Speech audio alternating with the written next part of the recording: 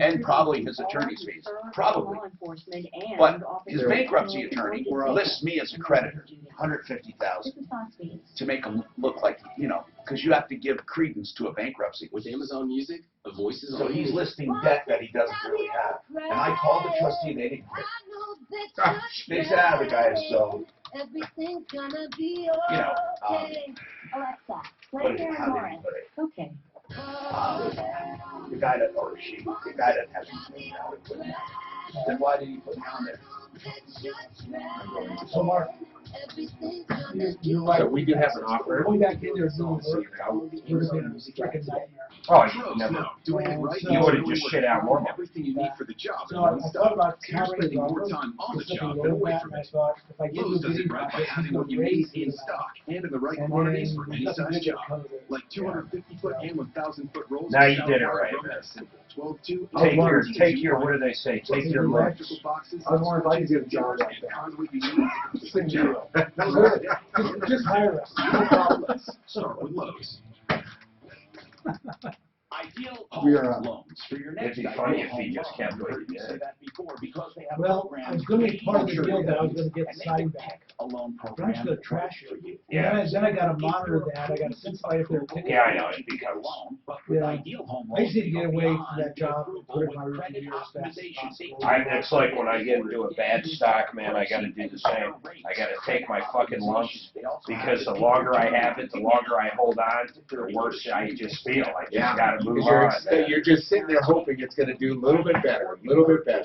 Ross actually said, he goes, the best way, if you should sell a stock or not, and I love this advice, it's so simple, would you buy it at that current level? That's like getting a cash Would you? And I started thinking on this one, you know what, I don't think I'd buy this fucking stock if it was a nickel. So I sold it. No, no, it continued to go down. Never paint your home again with Rhino Shield. It doesn't crack, peel, or chip. Perfect for Then I bet on one to go down one time. 25-year transferable warranty. Foot Locker. Also, Call 844. Tesla? Yeah, but Foot Locker is the one that just killed me. Did you know you don't I'll have tell to you go what's to fortunate dealers on that for whole Tesla's a bunch of lying I tell you what's fortunate on that whole deal is that we maintain offer full factory scheduled service and maintenance, preventive With who? maintenance for these kinds of vehicles with a 3-year, 36,000-mile national a warranty. lot of And places. if you need the records, they're a phone call I think you would have been Print through out the the schedule, court all too. your maintenance Just on a records with your car. technicality. Here's your nanny It's a on. stupid Get technicality that when I called the house wrap 303 people, Pro Auto and online Yeah, I could be one of- 303proauto.com. I think we're going to have sound issues. I don't like the way this looks. Once you enter the Lowe's hey, don't say that. We don't want issues. No issues. See this here? I refuse. I outlaw issues as of today. It's not. Well, how's it sound? No, we're on that mic there. Oh. Just for K&H. since it's Daniel? here. There's a Christina who held yesterday on the list. Was that you or Daphne that put that on? Because there's no phone number, just her name and that she held yesterday. We let the dogs out. Not me. This is a family chiropractic center. Yeah, I did Dr. put Mike that down. Edersheit, Bright Light Chiropractic. He's got x-rays on site. He also has this new spinal scanner that identifies curvature and pressures and misalignments. This hands-on evaluation, $50. And then the adjustments are only $50. And if you get a I wonder package who's of gonna just get 10 it. or more, you can get $35. Who's gonna get Veterans blamed only on this $30. Dozier? Bright Light Chiropractic. What's that? 1705 On the dossier? 83 Yeah. 4506. Tell me what happened. BrightLightDenver.com. Well, it's that whole BrightLightDenver.com. Trump had hookers pissing on him in Russia thing. Yeah. You can't make this shit up. I don't doubt that. Man, it's not going to be real. That's what they Oh, Mark, I'll bet you whatever you want to bet. Unless- Now I'll really bet. Unless the Democrats go for somebody worth a shit. No, no, it doesn't matter. That one governor's going to win. 500. Just wait. Hold on a second. He really touched it. Hold on. Hi, Tom Martino, your troubleshooter. Welcome to the only show of its kind anywhere in the universe. My number is 303-713-TALK. If you're listening here, you're thinking, what the hell? What did he just say? The only show of its kind anywhere, and you can call to get help. What kind of help? We don't like to define it. In fact, I'd rather you call with anything. Hey, where do I find this widget? Or, hey, my neighbor did this. Hey, I'm selling a car. Do I have to tell him this? Or, hey, my boss said this.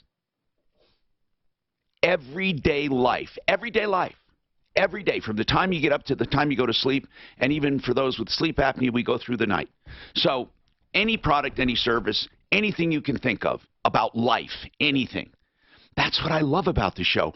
It transcends politics and religion. You know, not that there isn't a place for that. I mean, people love talking politics and religion. In fact, I was betting Mark. I said, I'll bet you any amount of money. Now, by the way, I'm not expressing my preferences, nor am I expressing any disdain.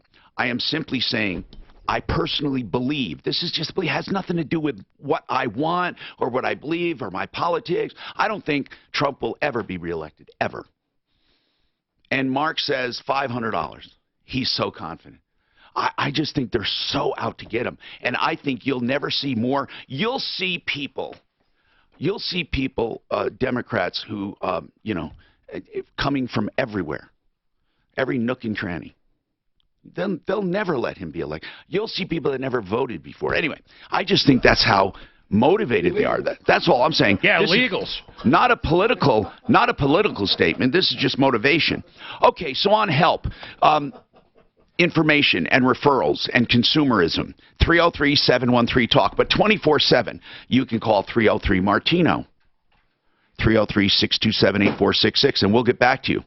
Now, we have a guest today we'll talk about. If you have any questions on home exteriors at all, we have K&H Home Solutions. But I really want to talk about the economy. Number one in the country, Mark, Colorado, number one. Number one. Pretty impressive, isn't Number it? one in the country. Did you know that, Ted? Ted, owner of K&H, did you know that? No, I did not know But that. you must have suspected it. Well, I know our economy's been pretty healthy and pretty vibrant. Okay. Do you feel it? Are you guys, I mean, obviously you want to be busier. You don't want people to think, oh, he's busy, But seriously, is this the best time since you've had K&H for 30 years? No, it's not the best time. I think things have... When was the best time? About a year and a half, 2 years ago. Okay, well, then that's what I mean. We're this in that time. cycle, Oh, my yeah. God. That's what I meant. What's the second best time from this recent era, the Trump era? From the Trump era? And I'm not giving him the credit. I'm just saying it is the Trump era, just like we called Obama era. What was your next favorite time? Clinton? Well, yeah, Clinton wrote a nice little crest, and he didn't mess it up. Got messed up a little bit later on. That economy was kicking back then, man. That computer part was just unbelievable. Well, if you Internet wrote, coming up, if you wrote a new listen, industry. if you wrote a business plan on a napkin and it had a .com on it, you'd raise $5 million just for putting a .com on it.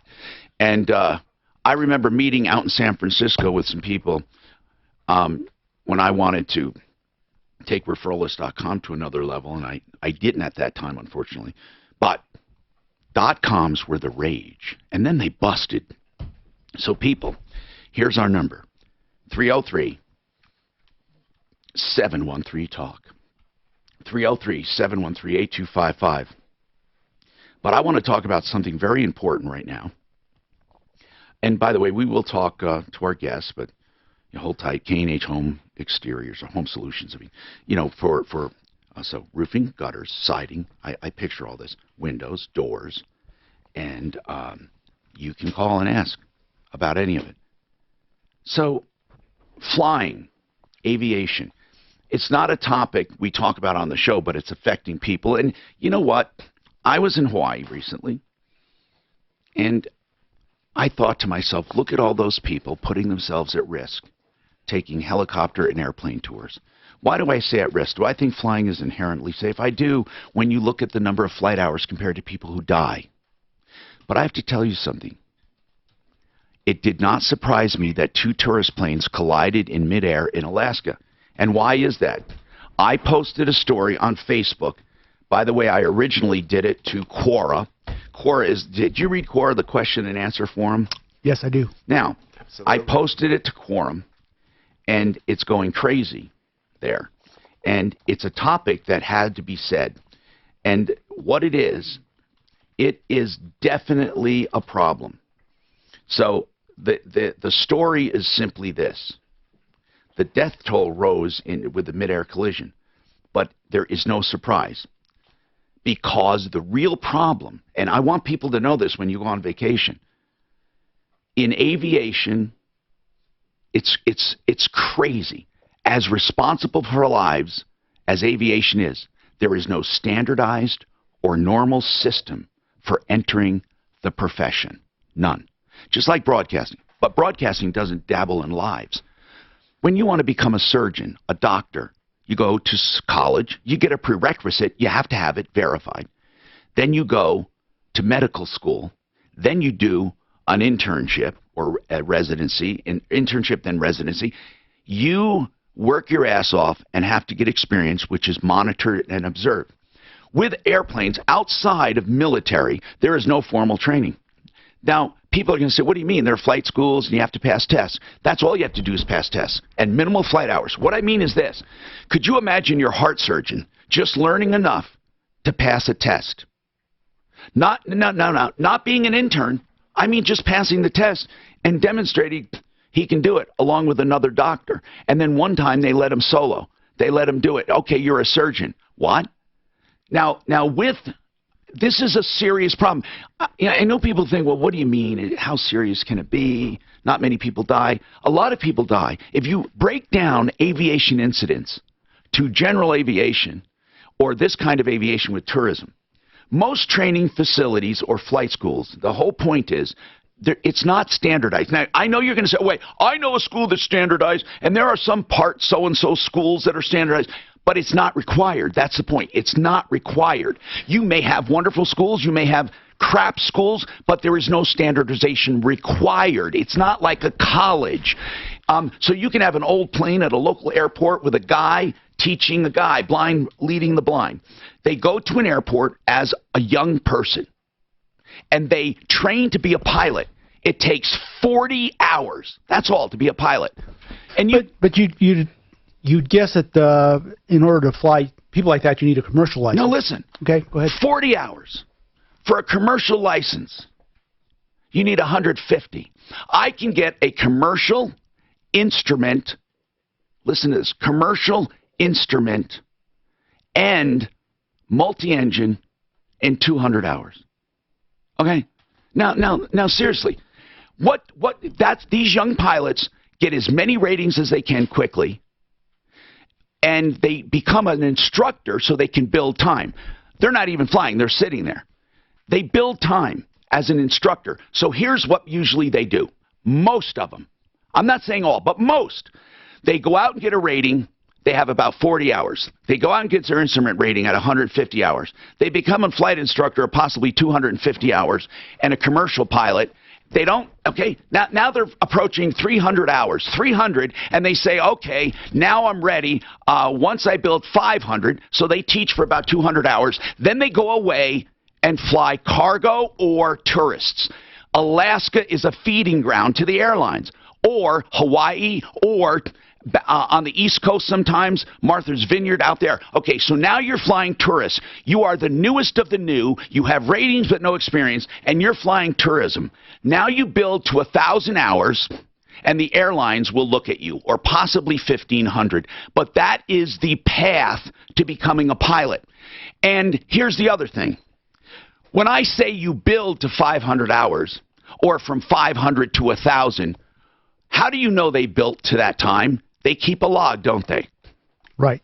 Okay, I've been flying 40-some-odd years, and I have never had my logbook looked at, ever. Nobody has to countersign anything? No. Well, when you get instruction, they sign it, and they sign you off for a rating saying, now I can fly a helicopter, I can solo, or I can do this.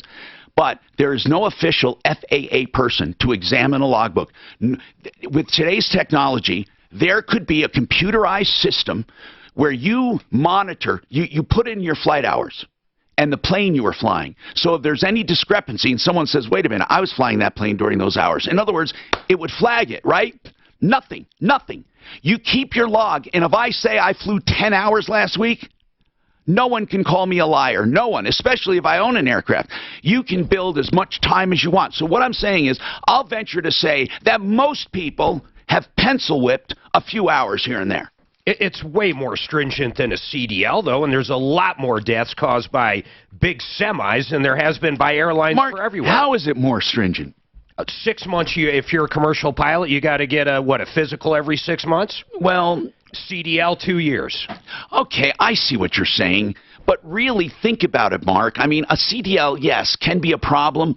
Well, I'm just but talking aviation is death-wise, almost there's way more. Yeah, but way more. Yeah, but not deaths per incident, because there might be way more incidents, and I'm not going to argue that. Traffic is dangerous, but think about it. I mean, aviation, these guys, the very ones doing all of that tourist flying and cargo flying, are the youngest, most inexperienced. Now, you may find, I know people are going to call, oh, this guy had 2 years or 14 years experience. Okay, we're always going to find exceptions. Don't bother me with that. I don't even care about it. But what I'm saying is, in general, there are no standardizations. Yvonne, what did you want to say? You're right. In general, there are no standardizations. You're right in that fact. But also you got to consider that, when you become a doctor, when you become, anything that is semi-regulated, yes, that it depends on the university that you go to, because you might go to university oh, that's true. that requires certain requirements. Right. And you might have this doctor that really knows, but ultimately it is based on test. Everything's based on the end. Yes, Your graduation. and guess what? They have classes where you can go and cram for your written exam. You cram for it, and you take the test right after it, and those kids, I'll guarantee you, 6 months later, don't know what they learned. Right. But also, the flying part, they have to pass a flight check, a ride. That's it, one ride. Okay, every 2 years, there's a biannual, it's called. But it's only as stringent as you can find an instructor who's filing her nails or putting on lipstick, and you can find a guy scratching his whatever. I mean, you can find people that'll pass you. There's no standardization. Right. Yeah, but that's also, it's also in the universities. Maybe not as You're right. It depends. Lightly. But that, you're right. If we should have all flight schools and programs regulated, and it's just, look, I've never asked for regulation. Man, you're a big government guy. No, I'm not, and you know I'm not. I'm really not. But for aviation, all I'm saying is, educationally, there's no standards. It never surprises me when I hear about this. Like the guy with the R-44 in Hawaii. Everybody's surprised that this thing came spinning, crashing down. Okay, he was probably hovering and lost the tail rotor. I mean, the guy just... I'm not saying nothing will ever happen to me. I'm saying, but you got to be trained for things, and I'll bet you that most of these people flying these tourists and cargo have followed the path that I've just talked about. Would you say most of the crashes, though, if we think of the recent ones on those MAX airlines, they were all because of the aircraft, most likely? True. But, Sully, he showed that when you have an aircraft problem and you have experience, it means something.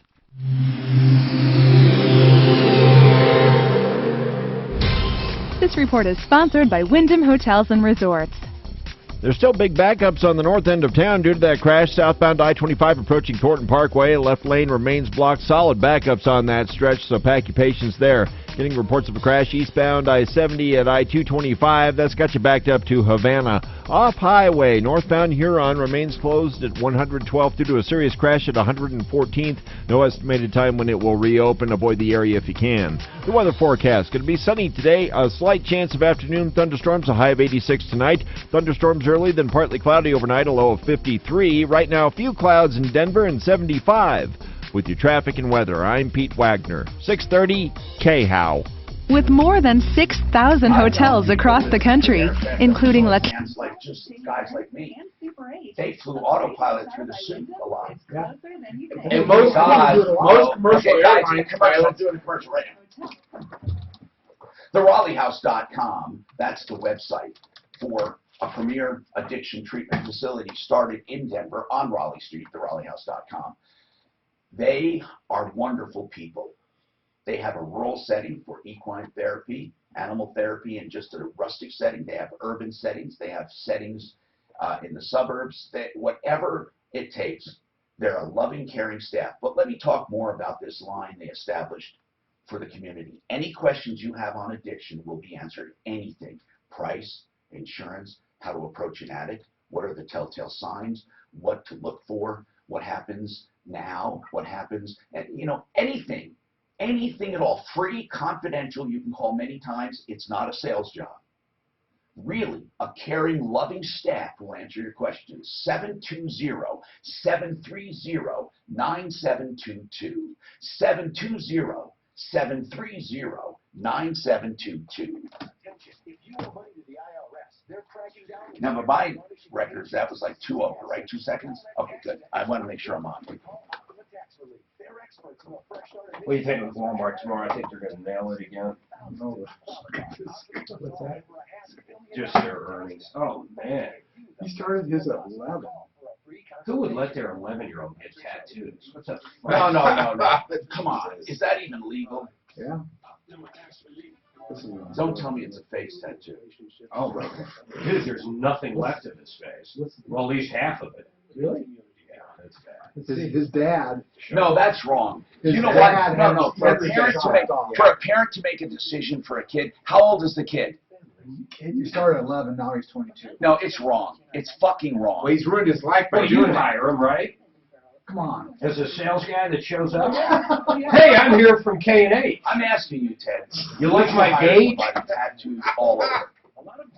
Depends on the job. If it was an inside job. Installing, fine. That guy, Not though? even installing, because you're dealing with customers. Oh, he did his eyes, too. So, Do you know these people have the demon little... Oh, yeah. Oh, yeah. How do you go through fucking life? What do you do? I've got salespeople who have like their arms. You work for Ozzy Osbourne. They wear long sleeve shirts. Yeah. Yeah, but, okay, that's, well, at least you can't They see do him. that. They do that purposely too. They know. We had one guy call up and he goes, honest to God, he says, this is the second time in the last 30 days I've been ripped off by a guy with a face tattoo. Yeah, and who are you blaming here? No, neck tattoo. Or a neck tattoo, that's right, a neck tattoo. But you know, they'll probably come along and say, well, you can't not hire those people, you're discriminating. Oh, And that's yeah. you're absolutely right. They will say that. No, they will never say that. No way. No Unless you're a felon. We don't have to hire anybody. There might be states that do that, but not here. No way. Oh yeah, At least we're not my not. lifetime. Yeah, we're not liberal at all in this city or this state. In Denver we are. But outside of Denver, it's really not. No. Where I live, it's not. You live out on the red. I had to buck up a little bit because I come from Idaho, and there's very few liberals in Idaho. Yeah.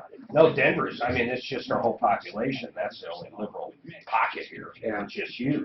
What you'll see is beautiful work. California's not that liberal anymore.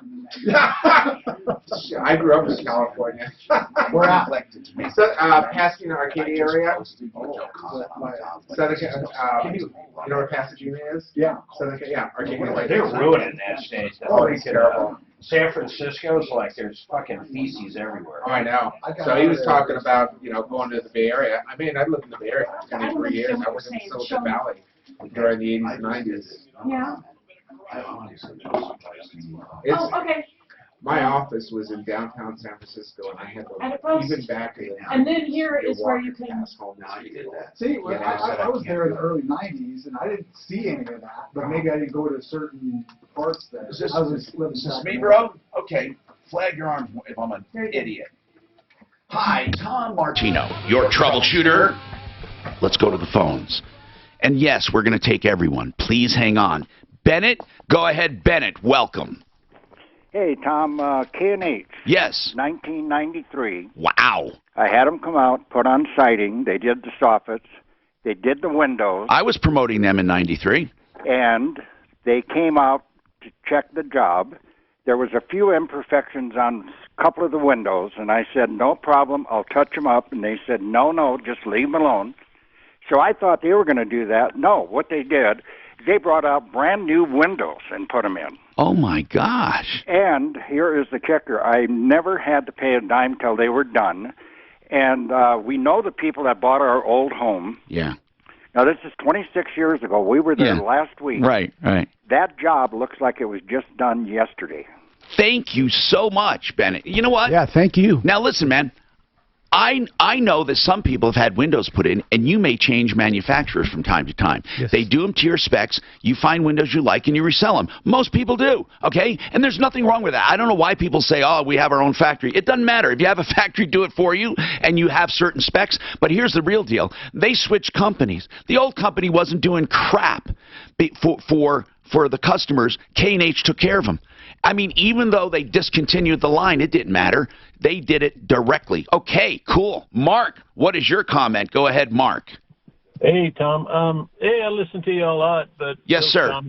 Those comments you made about aviation aren't even close to being true. What are you talking about? What comments are not true? I mean, I'm willing to listen. You engaged in a lot of speculation on, this R-44 pilots. Okay. I'm saying my general comments. I might be wrong on what happened to that R-44. If that's what you're calling about, I'll concede that. Is that what you're calling about? Not only that. Okay. Some of the stuff you said isn't accurate. Well, give me an idea of something I said that was not accurate. Commercial pilot license is 250 hours, not whatever you said. I said under 300. I amended. I said 300 hours. I could have my commercial multi-CFI.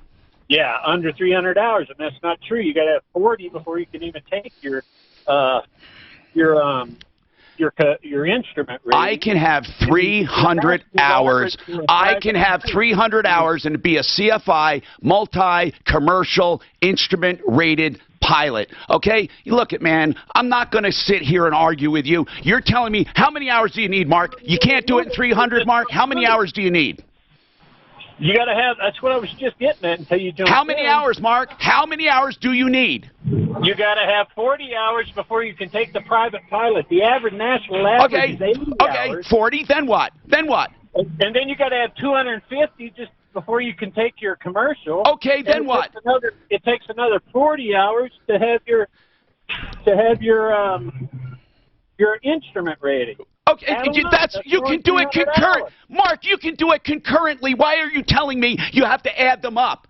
You know what, Mark? Make a bet with me. Get his name and number. I'm telling you, you can have your commercial IFR private license and a CFI at 300 hours. Who the hell cares anyway? The comments I'm making are correct. Would you say that the way to enter aviation, the bigger question is this, would you call it a standardized system?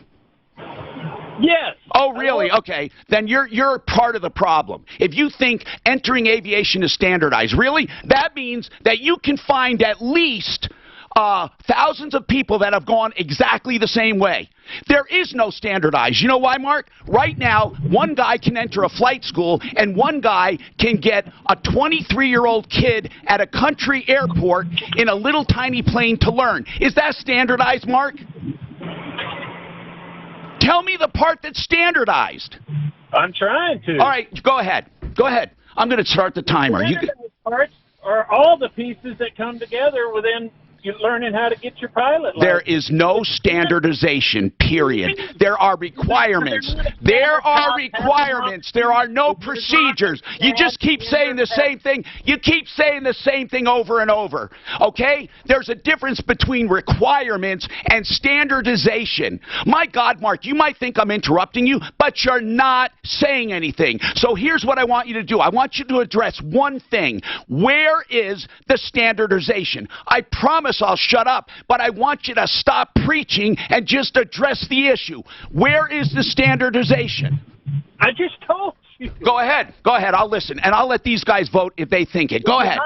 Is it not standard to have a minimum of 40 hours to take a private pilot for test ride? That's a requirement. Now, how you get that 40 hours can be in any way, shape, or form. That's what I'm talking about. It's got to be in the current class that you're taking the pilot test for. Mark, do you know what single engine land, the same class, there are about 6 different kinds of aircraft that can kill you, and you can get one in one of them and fly any one of the others the day after. Don't tell. You know what? Here's what I found out, Mark. You're full of crap, and you don't know crap about aviation. That's what I've discovered. You're full of crap. But you know what?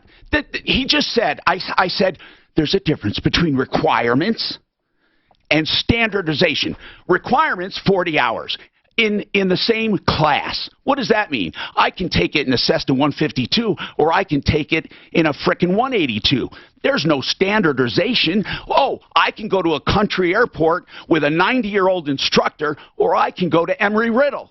There is no standardization. There's a difference. Okay? Look past my passion and what I'm saying. Requirements? Yes.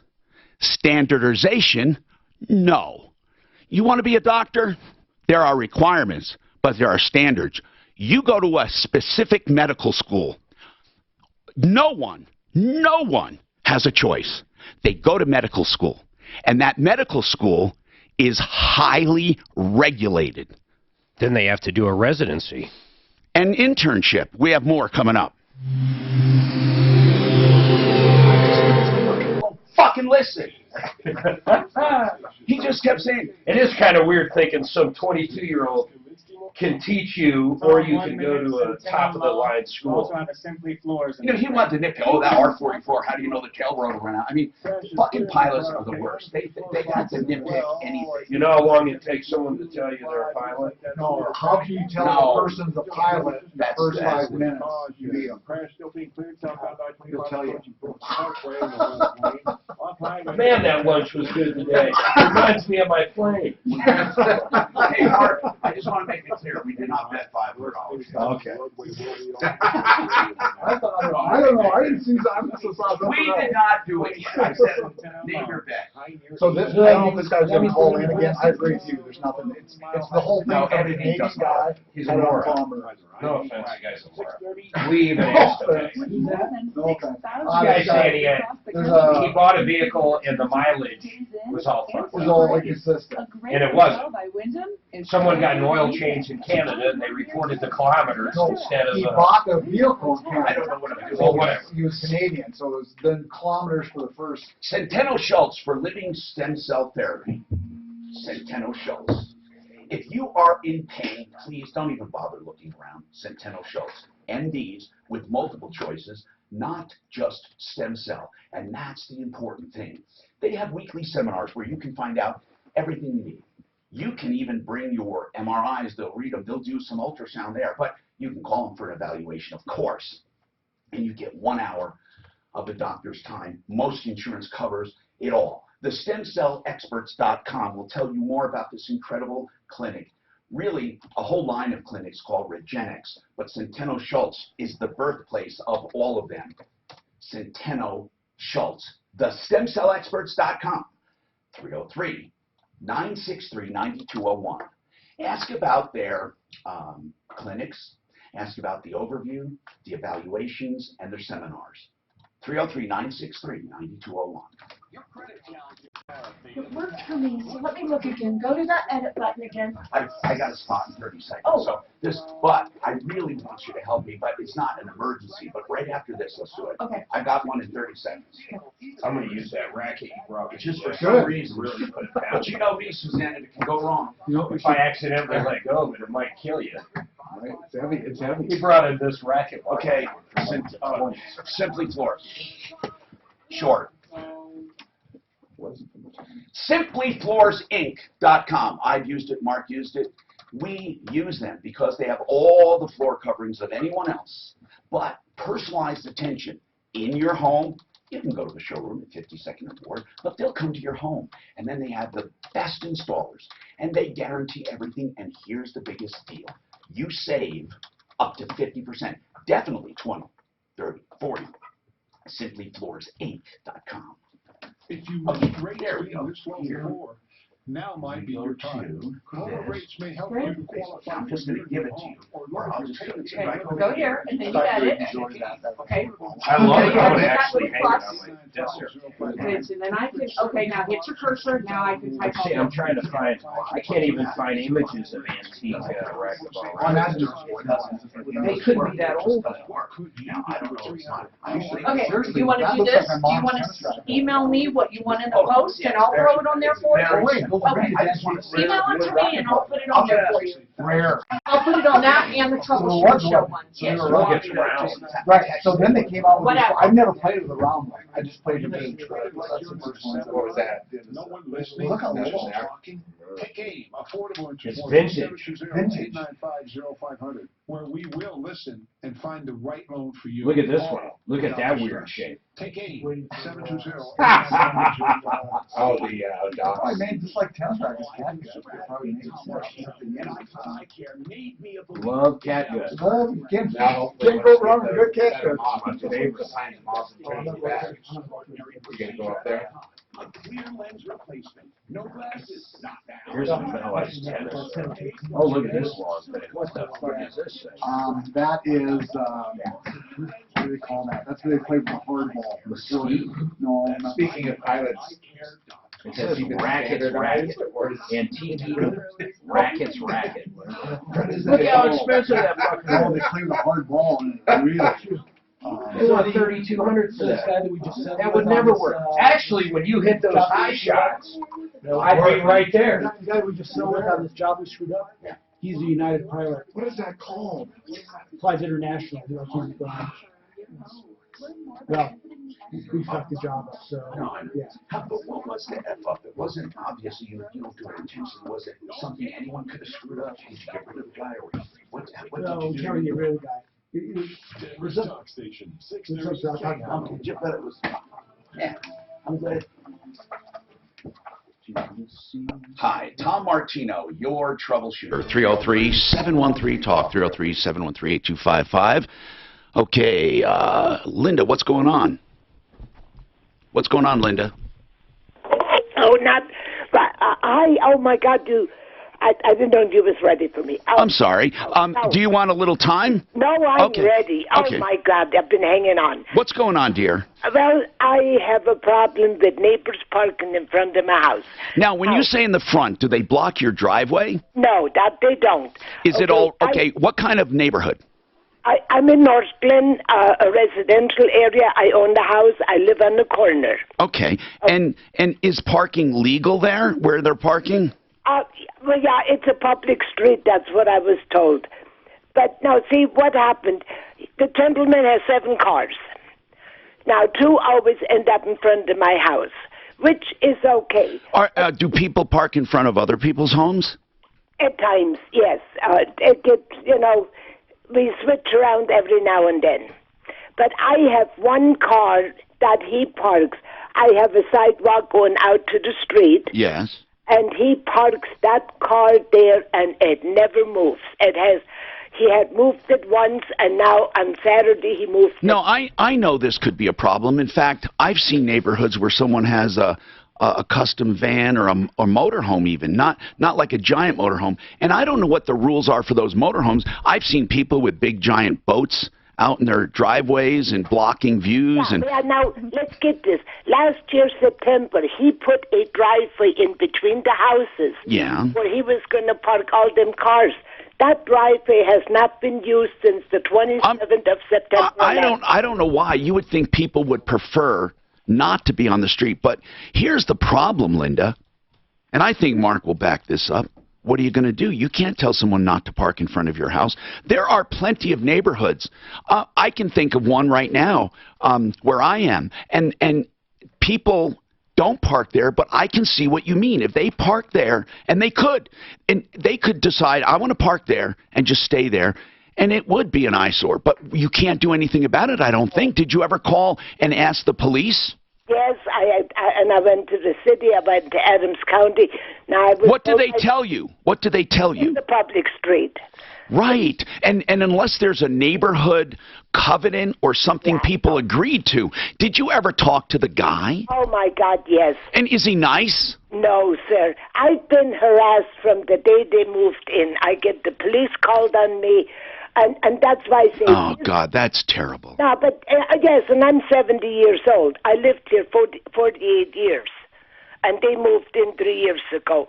But see, this here, he does this car on purpose because he parks it, he gets out. Right, I know what you're saying. You think and he's out to get you? Yes. They're horrible people. I tried to be friendly with them. Hasn't worked. I'm sorry. What are you thinking? Bake them a cake. No. No. I'm asking you, and I'm asking you this, and I mean this sincerely, Linda. Yeah. What did you think we would tell you?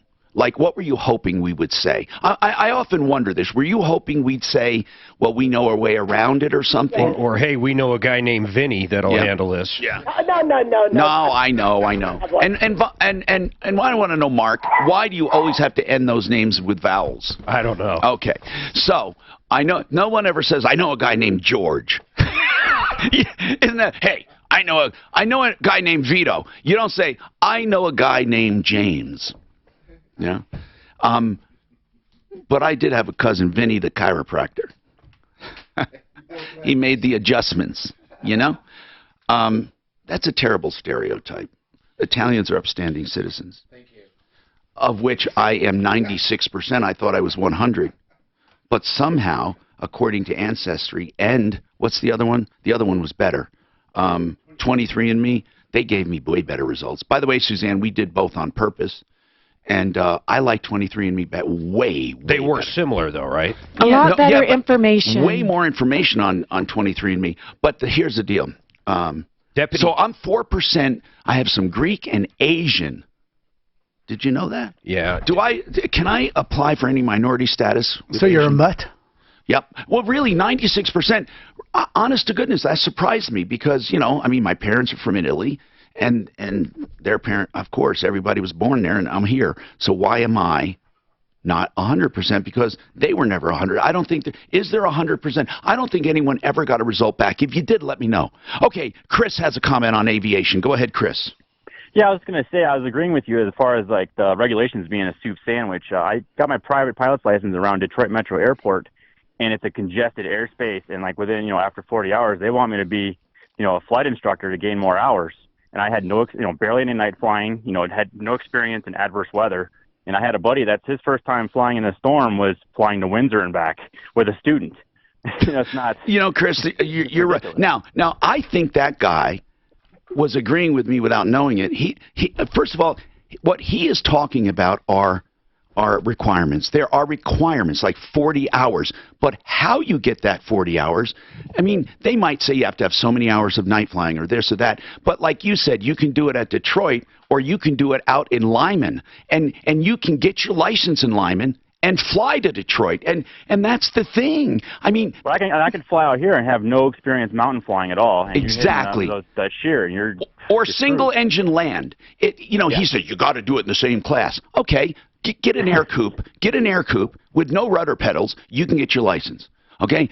And then go out and fly a 182 fixed gear. Guess what? Single engine land. There's no standardization of anything. I wish the schools were regulated like, I know they're regulated in that you have to have certain, people say, well, we're over-regulated, but we're not. Well, you would think that the school that you go to or wherever you go rent the plane at, they're going to take you out for a check ride at least. Well, of course, but again, no standardization. One check ride might be 15 minutes. One might be 2 hours. There's nothing that says what you have to do. This guy kept saying, well, you got to have this many hours, but you don't add them all up. He's forgetting. He's saying he thinks you have to add them up. You don't. You have to have that many hours to get a certain rating, but you can accumulate them concurrently. Right. You don't have to add them up. So if it's 150 to one and 250 for another, you don't add 250 plus 150. The 150 is inside the 250. That guy didn't have the brain to understand that. Richard, what's happening? Go ahead, Richard.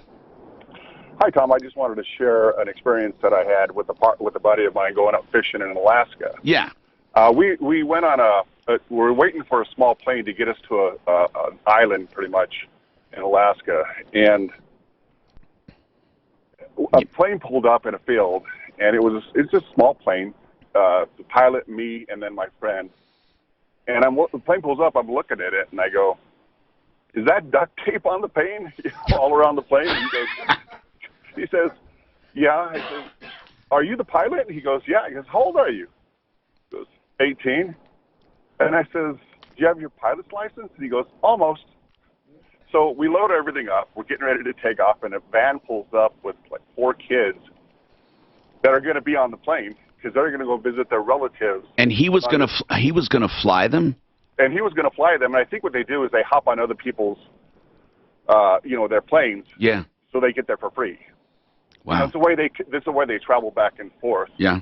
And so we started flying, and I'm saying, why are we flying so low? He goes, because the plane's too heavy to get up in the air. So, it really is the wild, wild west. No, it is. And here's the point. I mean, I think most people try to be conscientious when they enter, but there's nothing to make it that way.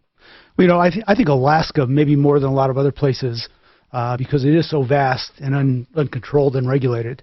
You get a lot of bush pilots up there. Not that they're bad pilots necessarily. If you survive all of that, you become a better pilot. But True. At the expense, but you have people back there not knowing that you just got your license, or not just got it, but you built it up being an instructor where you're sitting there most of the time, and also, you might only have a few. Most of the Alaskan people, they want to see at least 500 hours, but a lot of that's instruction time and little tiny planes, and then what this guy was trying to say, it's standardized. I could get my license in that damn little 152, or nowadays they're little light sports or whatever, and then I can go all the way up to this big giant plane, and it's a single engine land technically. Well, and there is a difference between getting your pilot's license in a place like Lyman or flying over here out of Arapahoe County. Not according to that guy. 303-713-TALK. By the way, I know he's listening because he called back and he wanted to call me a liar. Listen, man, I'm serious about this, okay? Call back and I'll let you make statements, but I don't want you to just, a diarrhea of the mouth where you're not saying anything. I want to know about standardizations. There is none. You know why? I'll bet you not any 2 pilots have done the same thing. Unless you went to Emory-Riddle or something like that.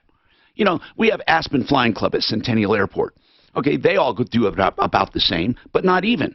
Because they have different instructors there. Now, you're saying, well, everyone's different everywhere. But no, if you go to medical school, you're going to pretty much get the same experience at medical school. If you go to law school, you're going to pretty much get the same experience. And there are curriculums. Now, in flight schools, there are some approved curriculums by the FAA, but not required.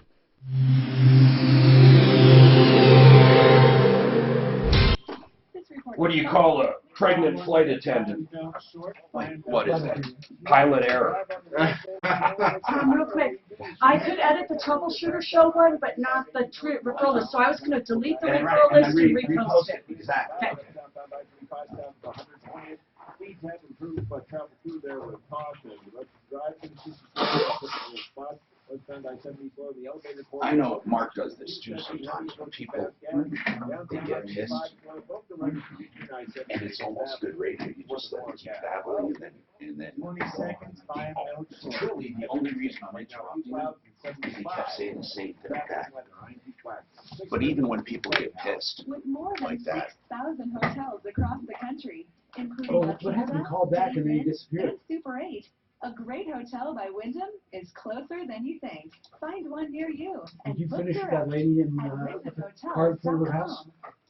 Buy and Build, I'm using them, Buy and Build right now. They're closing down the big warehouse at 4800 Washington Street, opening up a bigger, better place. And it's going to be Buy and Build kitchen and bath. They're doing my cabinets. I'm telling you the truth. You come in off the street, get the same price as me. This is not a special deal. I did my entire garage. And the reason I did the garage, they're kitchen cabinets. I did them for $2,000. That's how much it costs. We're talking garage cabinets worth $12,000 at Home Depot. They'll beat big boxes every time. Buy and Build, kitchen and bath, 303-295-6022, buyandbuild.net. Dr. David Opperman founded the Colorado Voice Clinic to help the tens of thousands of Coloradans who rely on our voices for a living. Hey, it's Ross, and I'm one of those people, and I trusted Dr. Opperman to fix my worsening vocal issues. I think he saved my career. Now, we can all try to talk and yell and cough less, but it might not be enough. So if your voice or breathing need the best of treatment and care, this is what Dr. Opperman will give you. You know what? Ross is, both his parents are doctors. One's an admiral. Colorado Voice Clinic. Uncle Kevin, you can rely on him like an uncle. I'm serious. And people laugh when I say that, but he is the kind of guy you think, hey, Kevin, please help me. I got this problem.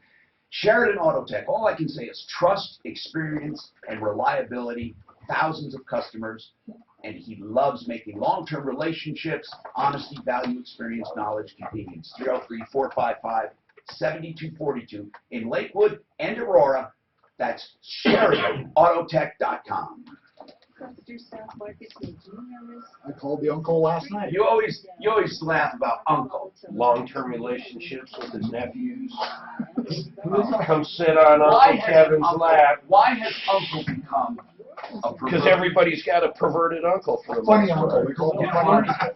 I had well, he wasn't perverted, but he wasn't wrong. But he never touched me. Everybody's got a crazy fucking uncle. He was a homosexual, openly living in a marriage with a man when this was not accepted. I mean, he was brave, and my family accepted both of them like husband and wife. And I'm telling you this. Which was he? We're talking from the 60s on, huh? Which was he? Was he the kind of the girl or the boy? They were both kind of in between. They were both like, and I'm serious. His husband was honest to God like Tarzan. I mean, he was built, he was good looking, like Tarzan. And my uncle was kind of dumpy, but like a Buddy Hackett kind of guy, seriously. But they got along, and see, I didn't know. I just thought they were friends or whatever, you know. And I didn't even get it. Uncle Joey and Uncle Eddie. Did he ever have you sit on his lap? Yeah, when I was a kid, yeah. No, he was one of my favorite uncles, but he wasn't a pervert. And did he ever say, "Reach in my pocket"? You know what? See, he's assuming because they were homosexual. No, I'm not. You did. You said he was kind of a weird uncle. No, he was weird. He was funny and weird. And anyway, I got candy for you in my pocket. Then I asked one time. I asked my mom, why didn't he get married? Why isn't he married or something? She said, he is. So that's the way they got together, because they doubled their wardrobe. And when he died, no, they were totally share alike. When he How old died, were you when you figured it out? 30. No, I'll tell you what. Would you like to sit on his lap too? I was about 16, and we were at a friend's house, and we were up in an apartment building looking out, and my uncle happened to pull up and was going into a store. And this friend of mine said, "Oh, that's my uncle." And he says, "Did you know he's queer?" And I said, "No, he's not." And I said, "I hardly knew what that was." And then it dawned on you. That's funny. Start putting together pieces. It was like a big revelation. But my family, I swear, they were progressive back then. I mean, as far as socially, they didn't care one stinking bit. I got 2 kids that are gay. I have a son and a daughter. And when I found out my son was gay, I was walked downstairs. You didn't know that? No. And I came down, he was down in our media room, and he was like on top, what I thought was a girl, lip locked. And I'm like, I made a U-turn, and I'm like, I'm going to have to have a conversation about that, right? Oh, man. And then when he came upstairs walking, his buddy, the other boy, was 16. Did they know you saw him? No. And you have, What'd you do? I went to mom. You know what? That's exactly what I do. But no, a lot of parents say they had no inkling, but I think you had an inkling. Well, it's funny. His siblings, my other kids, different toys. No, because he had a girlfriend in high school. Okay. You know. So when was this that you discovered? 16. He was 16. But he had a girlfriend in high school. Yeah, he had broken up. No, he broke up with his girlfriend, and like a few months later, this is when But this isn't took that place. weird? Both of your children, a boy and a 2 girl. of them. I have 6 kids, and 2 of them are gay. Are they both men? Well, one's a girl. Okay. So my daughter's.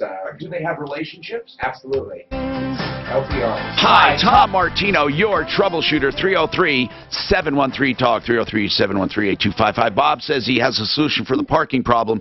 You know, I felt bad for Linda, but I don't know what you can do about it. A public street neighborhood, and the neighbor parks a car in front of her house all the time. What do you think she can do, Bob?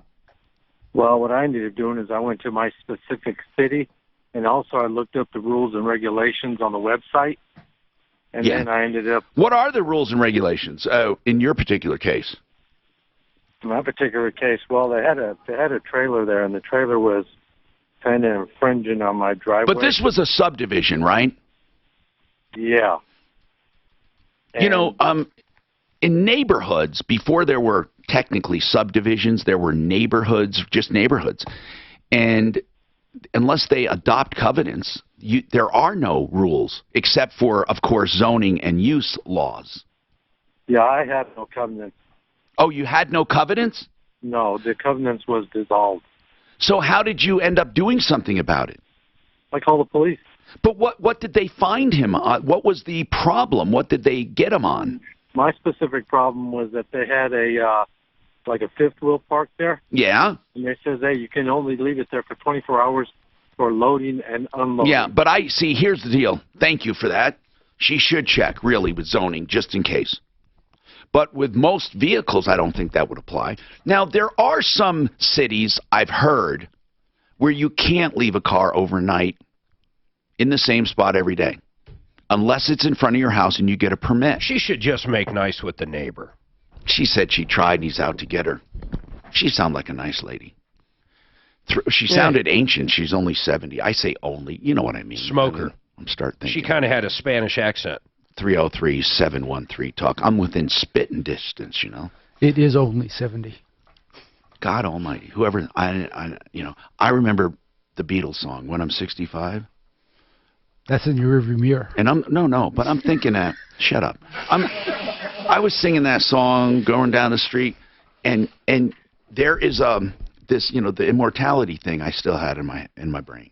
It's just it's weird though. You never feel your age, do you? I mean, most people don't. I don't know if they do. I don't know. I don't. I wonder. I don't feel. I honest to God, Danny, we didn't forget about you.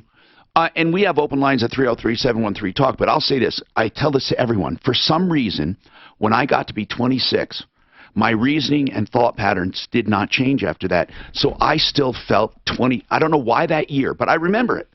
And 26 years old, I kept my same. Like, I didn't start thinking like an older guy or a more serious guy until then again at about 63. And I'm thinking, that's weird. I'm really getting older. And then I started changing my entire thought process to what I should be, a mature person, right? Before that, I thought like a 26-year-old. I know it's weird. I'm very mature. I went from 26 to 63. Hey, Overnight. And then 65, of course. And I love Medicare. What can I say? It's a great benefit. We got more coming up, folks. 303-713-TALK, 713-8255.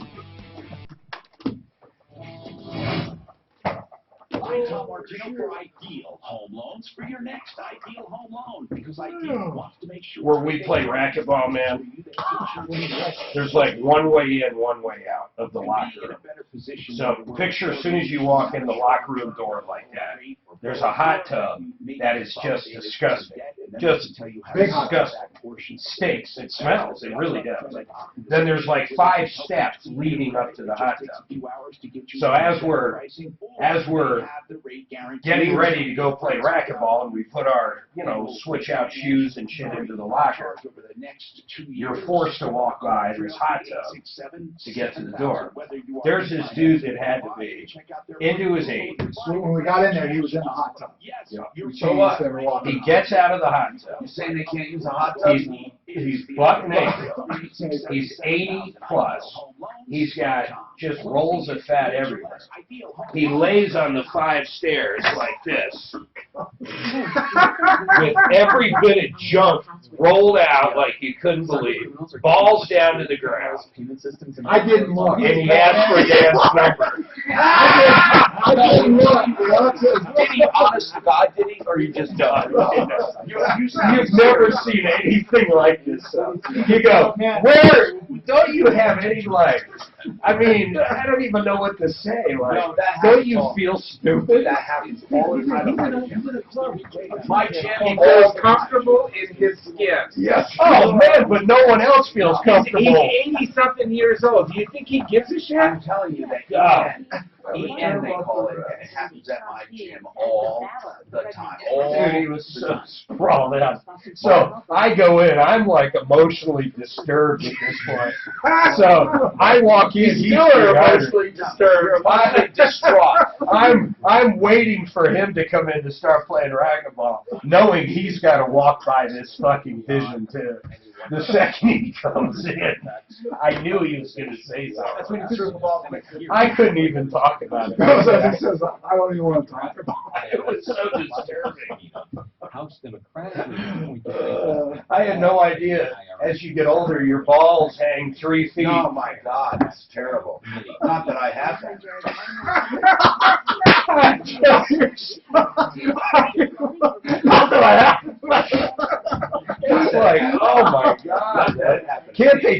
something about that? Yeah, it's called a jock strap. Don't you like sew them up? Something like cut them and sew them up. Put a paper clip on. It was so disturbing, oh man. That they was laying on the steps. Oh, it was unbelievable. Like, and he knew everybody coming in or out's got to walk by him. Well, of course. And Dan, he just kept wanting to run back into the locker room. He said, "Hey, Dan, we just laugh." Whatever he's doing for the law enforcement, we support him. Mark did. There's no, I mean, there's just nothing like, I can't even think of the word I'm looking for. Most people would never do that. They just wouldn't. And other counts just appearing in court. A decision also expected soon. It's a good thing it's a good deal playing racquetball. If it wasn't $4. That is disturbing. That is disturbing. And then Tom says it happens at his gym too.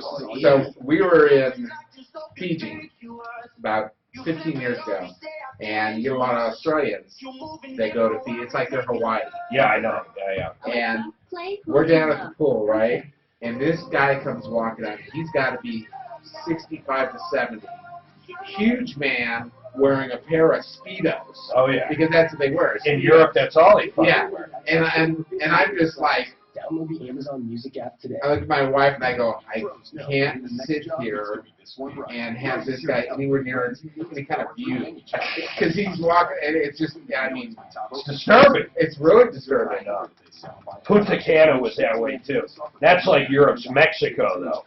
And man, there's dudes in those. The women are topless a lot. That doesn't bother me. But I mean, you know, I don't know. This is a big guy. He was a big guy. Sponsored by Wyndham Hotels and Resorts. No, it's a wild deal, man. It's a wild west out in that Monterey, boy. What, no pictures? Oh, my God. Oh, wait a second, that's mental. Oh. Including La Quinta, And you know, you walk by there, a lot of times it smells like a wet hotel by Wyndham. Oh, the smell is horrible. Find one That's near because you. you know what happens? It's over-chlorinated and it's Yep. wet. Yep, exactly. It's all the sweat. They just dump chlorine in there, like, or bromine, whatever they Why don't you use. just shower 6 months to a year? Unless you're going back to work. It sometimes comes from a narrow Yeah. I mean, I don't care how clean they are. You walk on that floor, so you can pick up planters words, foot, you know, all that. It's just weird, man. Widen your palate, take care of And the your problem is there's no one there younger than avoid a lot of 70. He's the youngest guy there. They can be invisible. So you were. Or I am. What's the name of the place? Sometimes 6 months to a year, and guess what? Way South cheaper Suburban than getting Direction. a mouthful of Where is it? years. If you're looking University? for a cosmetic It's right down there. It's 5 minutes University away. and TMJ. Kind of in between. Go down to Arapahoe. The racquetball place. The old dude in the spa. It's a nice. Talking about using paper clips to pin up his balls. And they had some, I didn't see that, Mark. I couldn't believe it. He's like sitting on the third step. His balls are on the second. to even use it. Unless you have a guest. Holy But shit. I can't go alone, even if I pay. Right. Well, we know a guy You have to he live probably invites you. in the area because you're paying taxes. Hey, South Suburban's got great It's dirt cheap. South Suburban also has a great fire department and other things. South Suburban districts are superb for some They reason. really They are do. nice. And they're building a new one very close to Radcliffe. They just upgrade the hot tub. Windows to help your family get out. Or put it somewhere in the back. South Suburban? Now what they do The is Goodson, build the Goodson old Rec ones. Center. Builders put in the cheapest That's what I windows use. possible. Yes. If you ever ask anybody, do you play racquetball, it's always the same answer. I used to. They can make them bigger, Always. or they can even dig They out said, the come on, outside. well, I don't think, oh, squat that. That ball must hurt. What do you hit it with your hands? No, that's that long racket. Squash. Oh, that weird. Right. When it's a hard ball, it's like a hard ball. You can't hit the lowest three one, for instance. Well, what do you do? Do you go over a net? What's No, the it's game? like racquetball, right? I have a funny story about squash. 6:30 K-Now has your I don't shot think at it You could really hurt You know, somebody. like these guys play handball, right? There's no racket. The ball doesn't have the bounce to it. It's You'll just get a formed up. text confirming entry. But yeah, you got to move more because the ball Standard data and has message rights. Do you like the game? Yeah, That's when I played it. to 200. How about handball? You ever play handball? To me, that's what's like a wow. Oh, it is. Plus you gotta do ambidextrous. Tom Martin, the Troubleshooter. Hello and welcome. I'm so happy you are here. If you need help on anything in life, call us Everyday Aches and Pains, and we really do take a look. Problems, questions, complaints, we make referrals. That's what we do. And it's better not to try to define what we do. Just call us, and if we can't help you, we'll tell you or refer you to someone. But mostly it's consumer stuff, buying and selling and all that. 303-713-TALK is our number in the studio.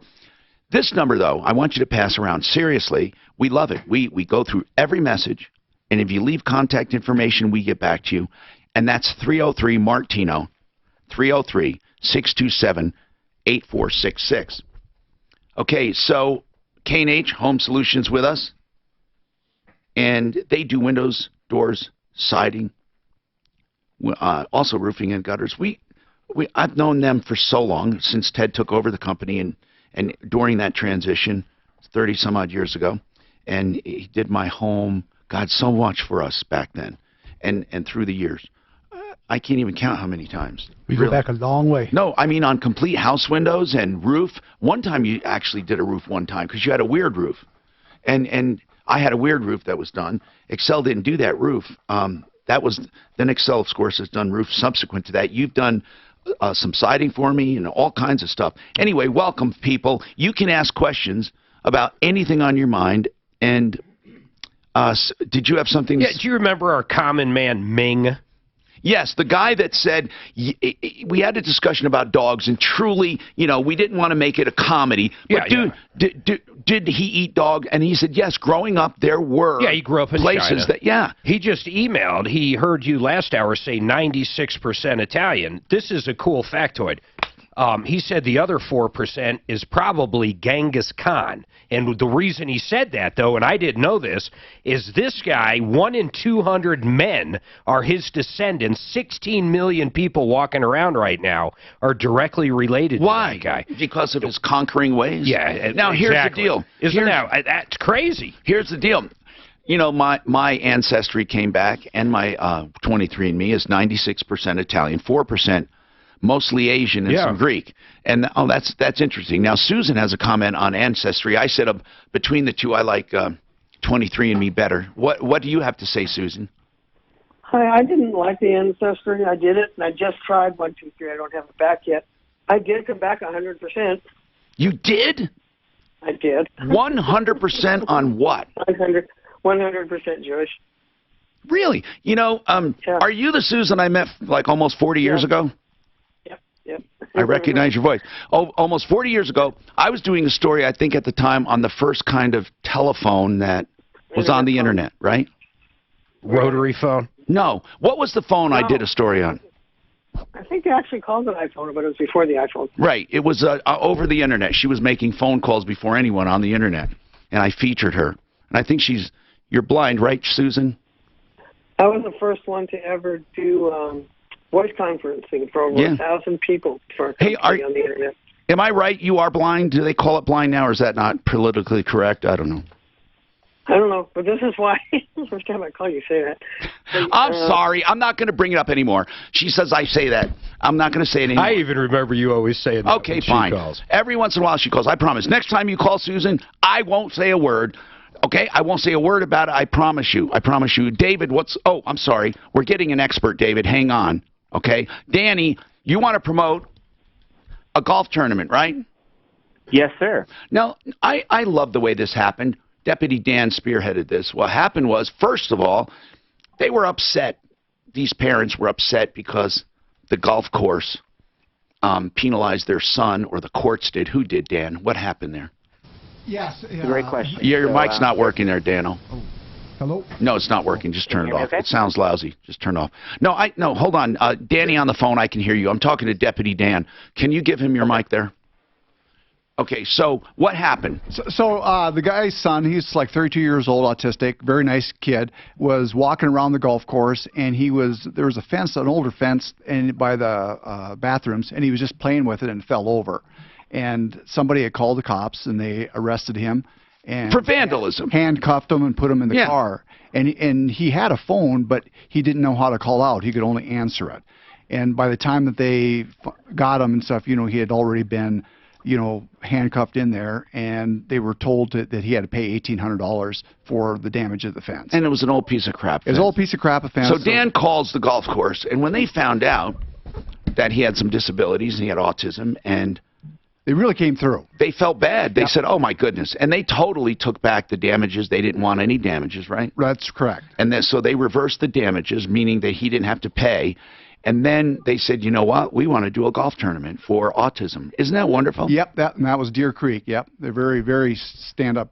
Yeah, I mean, because really, when he was arrested for vandalism, they thought it was someone who knocked down their fence. And Dan's going to it, and Deputy Daff. Yeah, promoting autism research, and it's a golf tournament. And Danny, are you with the golf tournament, or are you with someone else?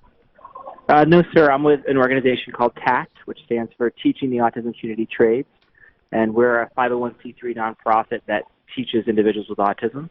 And the golf tournament, the funds from that are partially going towards us to help autism research in our programming. I think autism is one of the most misunderstood conditions ever. Misdiagnosed.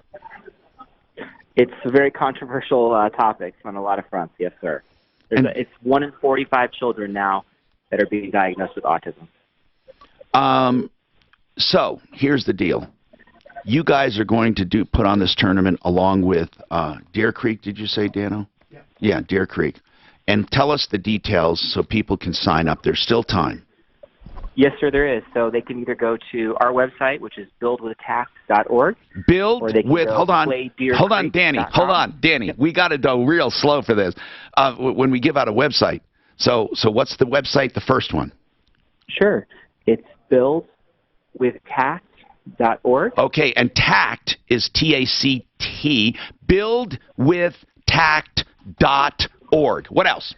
The other one. Or they can go to playdeercreek.com. Okay, that's cool. Playdeercreek.com. What are the other deets? It's at 1:30. Mm-hmm. Okay. And for one player, it's $110, and for a foursome, it's $400. What day? It's Friday, this Friday. Oh, okay. So it's coming up this Friday. And you still have openings then? Yes, sir, we do. Okay. So this Friday, 1:30 in the afternoon. And you can sign up still. And we love promoting it. It's a good thing. And I like that. That's an easy one to remember. PlayDeerCreek.com. PlayDeerCreek.com. And then the money goes to your organization, Danny? Yes, sir. That's correct. What do you guys do? We teach trades and technical skills to individuals with autism. So individuals with autism is the highest unemployed group in the country, the 90% unemployment rate. Really? So we get young adults jobs. What are this on the spectrum, though? You have the severe and the light, right? We do. We teach the full range of the spectrum. Yes, okay. Sir. So autism, because it's misunderstood, people think that if you have a form of autism, that you can't function. But really, most of them on the spectrum can, except for the very severe, right? If you had the spectrum and you looked at it from 1 to 100, 100 being the worst, what are the symptoms in a 100 case? Oh, that's a great question. It's kind of hard to nail it down that finite. But kind of. What would you observe with someone with the worst possible case? Yeah, so it can range from people that use alternative forms of communication, like through their cell phone or an iPad, that are maybe not yet bathroom dependent, to individuals that have, on the other end of the spectrum, that are genius level, 160 IQs, but maybe are a little bit more socially awkward. So a lot of times what we see with autism, it's kind of stereotypically where there's some anxiety around socialization.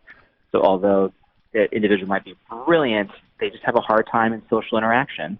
So that's part of what our program does, is kind of help students with that. I know some people that were not diagnosed until they were into their late 50s and 60s. Absolutely. I think our generation grew up with a lot of kids that we just didn't realize had autism. Yeah, you just thought they were difficult or know-it-alls or talk show hosts. Exactly. I mean, yeah.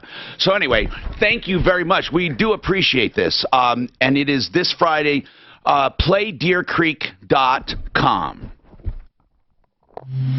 So Bobby Fischer, that chess player, he was genius, and he was on the spectrum. He ended up going insane, man. Tom, 1 minute. He was so smart, he went fucking nuts. Yeah, he literally Watch out for. I don't know if it's saying he just started playing invisible people. Between I-70 and 6th Avenue. I mean, literally, he went crazy, man. I just so smart. I didn't know what happened. There's that stubborn ramp northbound 225 cool. Didn't he start playing like at a super young age, too, man? He was like beating that IBM. I don't know his story, but wasn't there a movie? Yes, there was. Yeah, something like that. With a high near 86, Finding Bobby Fischer. 20 seconds. He died at 64. We're sitting at 76 with your traffic and weather. I'm Oh, I better look at my spots. 6:30. K-How. With more than 6,000 hotels across the country, including La Quinta, He dropped out of sight, Inn, lived and alone, Super 8. avoided A great everybody. hotel by Wyndham Give a is reference, closer than you think. Find one He near lived you in and Budapest. book direct at Possibly the Philippines. They don't even know where he went. If you have any roof damage, give Excel Roofing a call.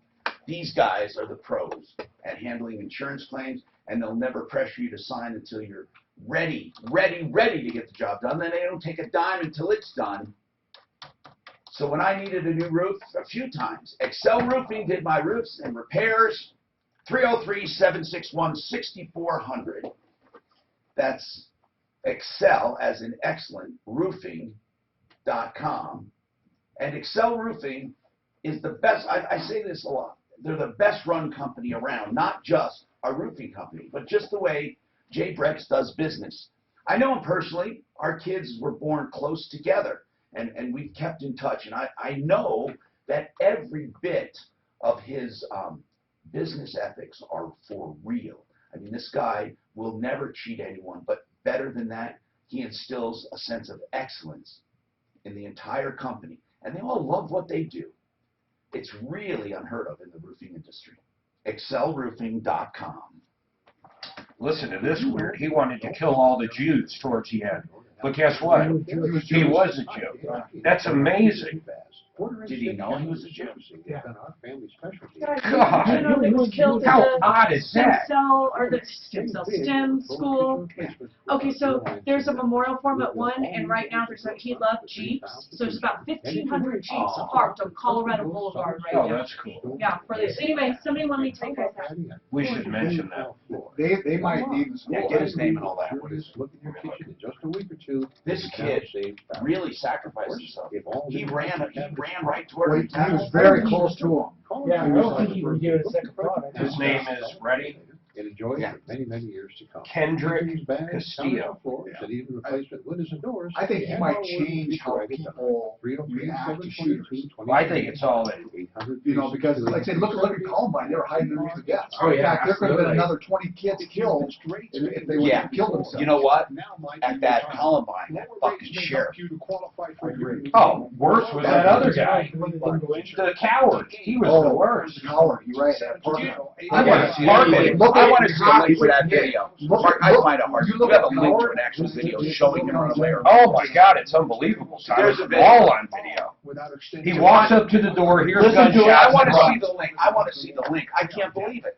Maybe it's on YouTube. If you say What is it Howard, called? Mark what?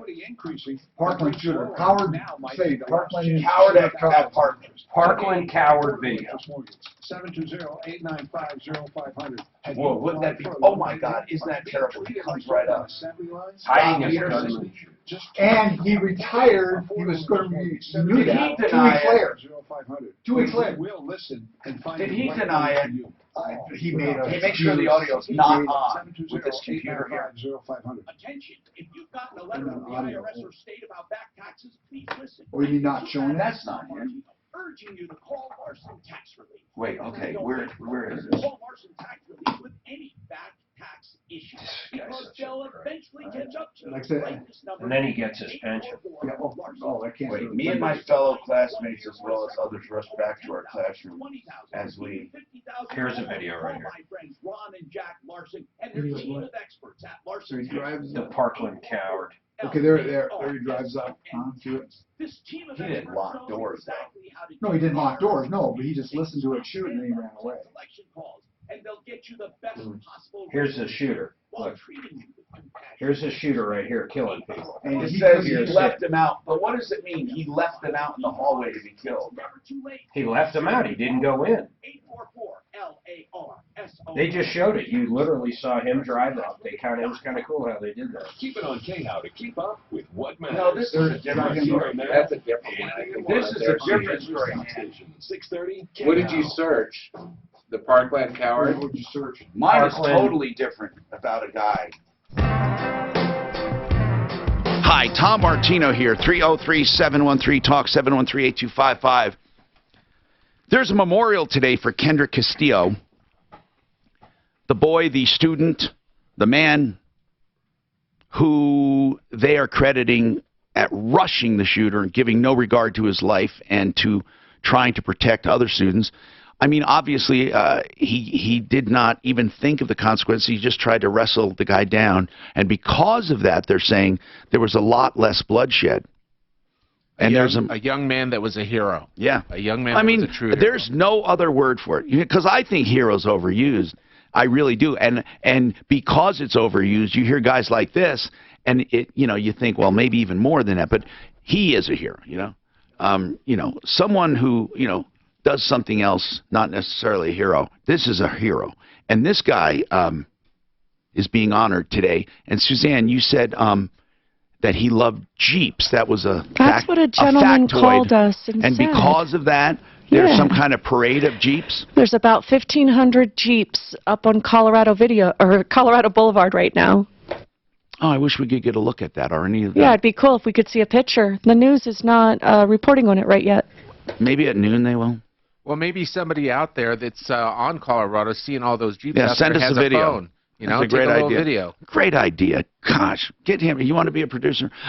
Let's get a video. Let's get phone video. Help at troubleshooter.com if you yeah. can send us something. Help at troubleshooter.com. We would love to get video of this. How old was he? 18. He was 18. 18. Was he? And then you take that into comparison at Parkland. You had that sheriff, that coward. Was he a sheriff? Run away. Deputy? Was he a deputy? He was a deputy. And he had a gun. Yeah, I mean, the coward. And here's a grown man that runs away, and here's a kid that literally saves lives. That guy, Scott Peterson, should still be ashamed of himself. Well, didn't he say he did not run away? Didn't he say that did not happen? It's on video. He can say whatever. No, but he said, I think he gave another explanation for it. But in any case, this whole thing is terrible. They have to step up. We know they have to have screening. Come on. And unfortunately, it may look a lot like getting into an airport out to the gates. It may look like that when you go to a school. I don't know how bad it's going to get. Tim, you have a question on DNA testing. Go ahead, Tim. So why would you voluntarily give your DNA to the government? I didn't voluntarily give it to the government. I sent it to this company. To a private company, and the private company will eventually share their DNA, which means none of your kids will ever be able to commit a crime. Not like they would, but they'll track them down now. Well, who cares, though? I mean, I don't care about that. I really don't. I mean, I know a lot of You people don't care do. about your children? I don't care about, Tim, I don't care about DNA being tracked. Don't say I don't care about my children. To make that leap is ridiculously stupid. Of course it was a stupid statement, and I take that back because I know you care about your kids. But either way, it's something, it's Gattaca all over again. We're volunteering our DNA. No, I understand, but I've always said this. I'm more of I'm not a purist, I guess, on privacy. I'm more of a practicalist, and here's the deal. I know that somebody probably could plant DNA if they really wanted to be evil.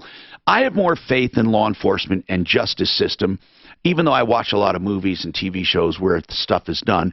I'll just be straight. I have no problem with my DNA being in a databank, my fingerprints being in a databank. I just don't. Or facial recognition. I don't care. I mean, I'm not saying it's right or wrong, Tim. I'm not saying you're wrong. I think people have really good reasons for not wanting it. Now, I would have a problem with people listening into my conversations or my emails or my texts, because that's very, very, very private. You know, when people say, well, if you're not going to commit a crime, why do you care? Because I don't want people hearing and seeing everything I do. But that's not the same, I don't think, as sharing DNA. Well, it's just a FISA warrant. I mean, you got to have a judge sign off on it, then they can listen to you. But, Tim, yeah, but they have to have a reason, Mark. Yeah, they of course. Can't just do it. Just like the whole Trump thing. What do you think, Tim? What is it that bugs you about the DNA filing? By the way, I'm not, first of all, convinced that because I went to 23andMe or Ancestry, that eventually it's going to end up with the government. I'm not convinced of that at all. I think there's already been a case where someone got arrested. I think it was a murderer, though, maybe a serial killer, and they got the DNA information from one of those companies. Okay, fine. But, Tim, why does it bother you? Because eventually all of this will be used against us in ways that... How? Give me at least, you should be able to give me an example of sure, what... For example, genetic cleansing. What do you mean by that? I don't know what you mean. Later on in life, there will be kids that are people that will and will not be allowed to have kids based on their genetic code. Now that would be terrible. It sure would. But I don't think that's going to happen. I think they're already doing that with chemtrails. What a dire vision. What a dire vision of our future. Tim, do you really believe that they're going to start limiting who and who cannot have children? Our privacies get limited on a daily basis, and we don't even realize it. Today, what happened? You said on a daily basis. What happened today? Well, I'll tell you. No, listen. I'm not. I'm just kidding with you, Tim. I'm just kidding with you. The only time I actually know is when it's already happened. How old are you? You're kidding with me. How old are you? I'm 42. Okay, so you're right in there. Here's the deal. I don't know what's going to happen. I do know that privacy is a fallacy. And I think, unfortunately, privacy and security don't always go together. Now, I'm not willing to give up all my privacy and freedom, obviously, for security, but I'm not going to be unreasonable. I just personally, now that's just me, and I'm not saying everyone should do this. I don't care about if my face, my fingerprints, my DNA, my poop, I don't care what they keep track of. You can always give a fake email and a fake name when you send in these tests, too. I mean, it doesn't have to track back to you. Well, first off, everybody goes to the doctor. Everybody has their blood drawn. Yeah. Everybody. And DNA is pretty easy to get to begin with anywhere. Tony, Tony, go ahead. My poop. Tony, you got to turn the radio down. Turn the radio. Okay. Tell Tony I'll go back to him if he turns his radio down. Okay? I'll go back to him. And no? Okay. Then we'll just go to Elizabeth. Elizabeth, what's going on with you, Elizabeth? Well, I'm being underpaid. I've been working for this company for the last 15 years. And what do you mean by underpaid? Now, legally, they're paying you above minimum wage, right? Well, yeah, I've had a problem with them. But here, Elizabeth, I want to get to the real deal. That's why I'm asking some very basic questions. What kind of work is it? Automotive. Okay, I'm asking a straight question. There's only a yes or a no. Are you being paid minimum wage or above? I'm being paid $11.75 an hour. What's minimum? Do you know what minimum wage is? No, I do not. Okay, now, then if you don't even know what minimum wage is, you must have another reason you're saying you're underpaid. So what's that reason? Well, this is not the first time they've done it to me. Okay, $11.10 an hour is minimum wage. According to Suzanne, you looked it up? Yes, as of January 1st of this year, that is the minimum wage in Colorado. Now, here's what I want to ask, okay? You make a little more than that, but what is your job function? Are you an auto mechanic? I'm a driver. Oh, a parts driver? Yes. Okay, that's the bottom of the food chain in the auto industry, but that doesn't mean, I don't know what the going rate is. Now, do you have counterparts doing the same job for roughly the same amount of time making more? Yes, they are. At the same company? At the same company. Now, that could be a problem. Are those counterparts male? Male, yes. Hold on a second. Just hold on. Now, Sean Olson told us... Is that illegal? He doesn't do employment laws and taking cases, but he will answer questions, okay? And then we can always give out his name and number for other things. Hold on. 303-713-TALK. This is Denver's Talk Station, 630 KHOW, an iHeart radio station. With Russ Kaminsky Mornings, Sean Hannity at 1, KHOW, And I hear these Denver. actors bitching about it all the time. They can justify it. Right, that's the whole thing. And when they say men are paid, women are paid 75% on the dollar, yeah. but when they do that, they're not comparing the same job. But regardless, is it illegal? If it is apples to apples, I don't know if it is. Well, If you're a Walmart, can Walmart pay a female cashier less than a male If cashier? they have the same experience, I would say no. I would say not. I would say no. So you think it's illegal? I'd say it's discriminatory. It's discriminatory, exactly. Okay. That's what I think. I don't think there's a law in the books that says anything. But, I mean, there's been so much controversy over the last 10 years about this. But they have to be the same amount of work. Could you pay a 400-pound stewardess less than a 100-pound? If she can go down the aisle as fast as a food cart, absolutely. Great Hotel by Wyndham is closer than you think. Find one Okay, near guys, you. 5 seconds. Look Thank you. direct. Fix It 24/7. I can't help but get excited about telling you about them because very seldom do you have a company so solid, so ethical, and so happy to please with a 100% guarantee on your home no matter what you have done. So if you need someone, call them. FixMyHome.com or 720-526-3939. If you have a problem, they'll come out. Yeah, there's a $39 call charge, but for that, they're not going to do a high-pressure sale because they will do it no matter how long it takes, $39. If you have the work done, they credit you the $39. And they also have $39 to clean and get your furnace ready, or your air right now, of course, your air conditioner with the condenser, the coils, and everything it needs with a no-breakdown guarantee, pressures checked, everything done for $39. So the $39 people, 720-526-3939. You'll never have the same work at the same price for the value you get. 720-526-3939. So I'm gonna call up Steve Painter and see what he said. I talked to Steve on it. Oh, you did? He said it just needed some touch-up and stuff. I talked to him at length. Oh. Then I talked to the guy, and I said, Chad, this was yesterday. I said, Chad, they're going to come out and finish it. You need to let them finish it, and you need to pay him the full amount. So they went out yesterday, and I guess he had a problem, so he paid them less. So it's done. It's over. I'm not beating the fucking guy up anymore. How did you find out about it? The guy blew up my phone on a fucking Saturday, drunk at 8 o'clock at night. Denver. When you get those calls too. Hello, I'm Tom Martino. I run eye care. Well, I tell people to call. I'm at my kid's fucking birthday at Maggiano's, and my texts started going just ding, ding, ding, ding, ding, ding, ding, ding. How do you get yours on work? I have no idea. World in a whole new light. Toss your glasses. So I would call I talked to him at length, so now after seeing this, I'm done. No, I didn't realize. I hadn't. That's the first time. No, I talked to Steve the Painter at length. He said it was good, it's just not finished. There's nothing they gotta redo. And I knew the guy was gonna nitpick him. I actually told Tom, I said I wouldn't take anything less because he's gonna nitpick you forever. So it looks like basically they decided, okay, we'll discount it and we're done. Yeah, HBO, everything. Now is the time to take advantage. It's internet. As long as you have I tell people to call you and try to do it after midnight.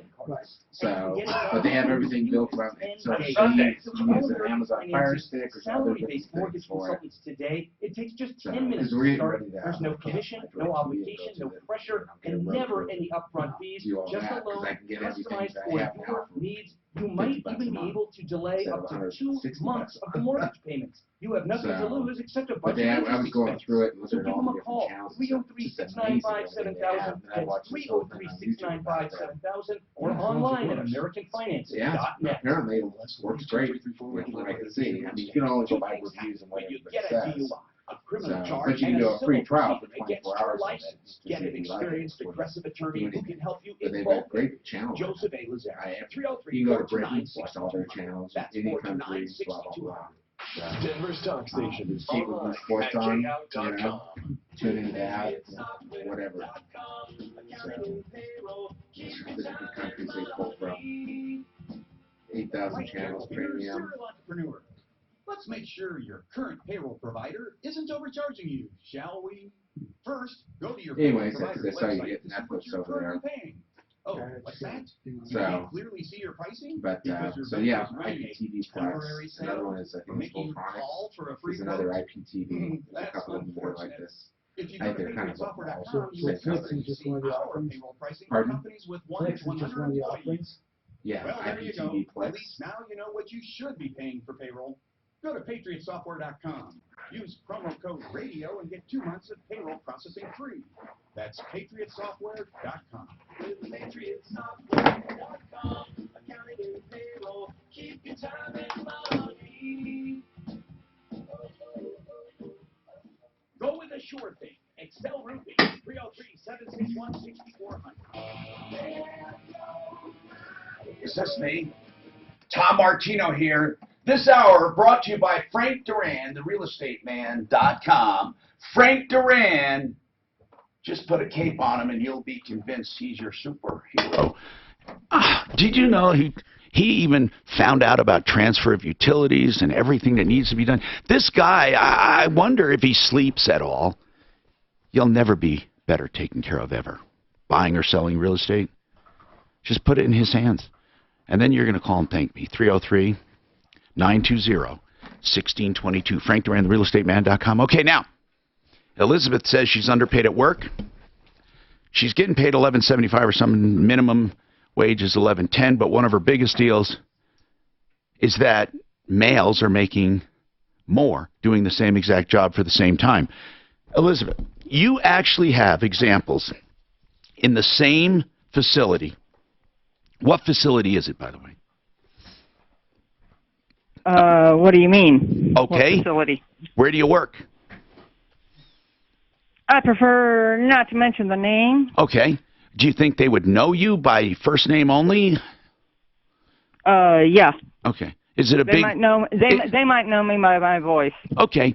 Is it a auto parts store or a garage where they fix cars? Store. Oh, so you run the parts out to the customers? Yeah. Okay. Okay, I got it. Now, can you cite specific examples where there's a guy doing the same job, who's been there roughly the same amount of time as you, and he's making more? Well,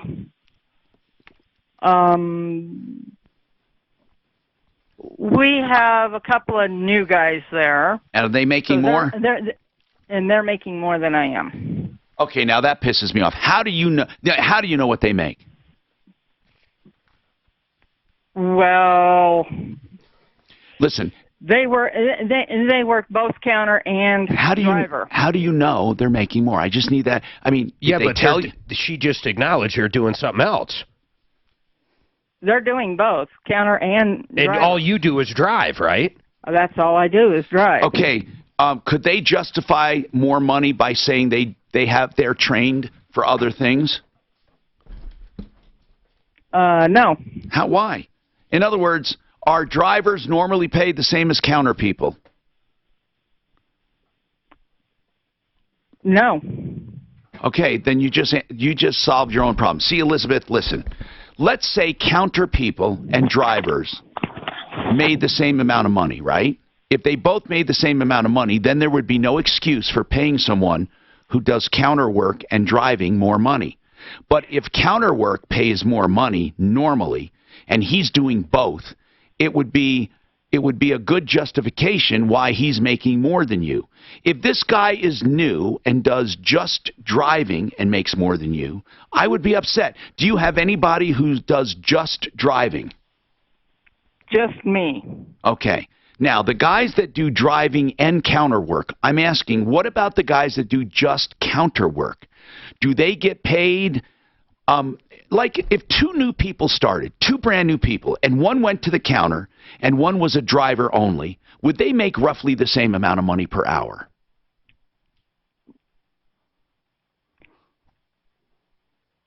I don't know.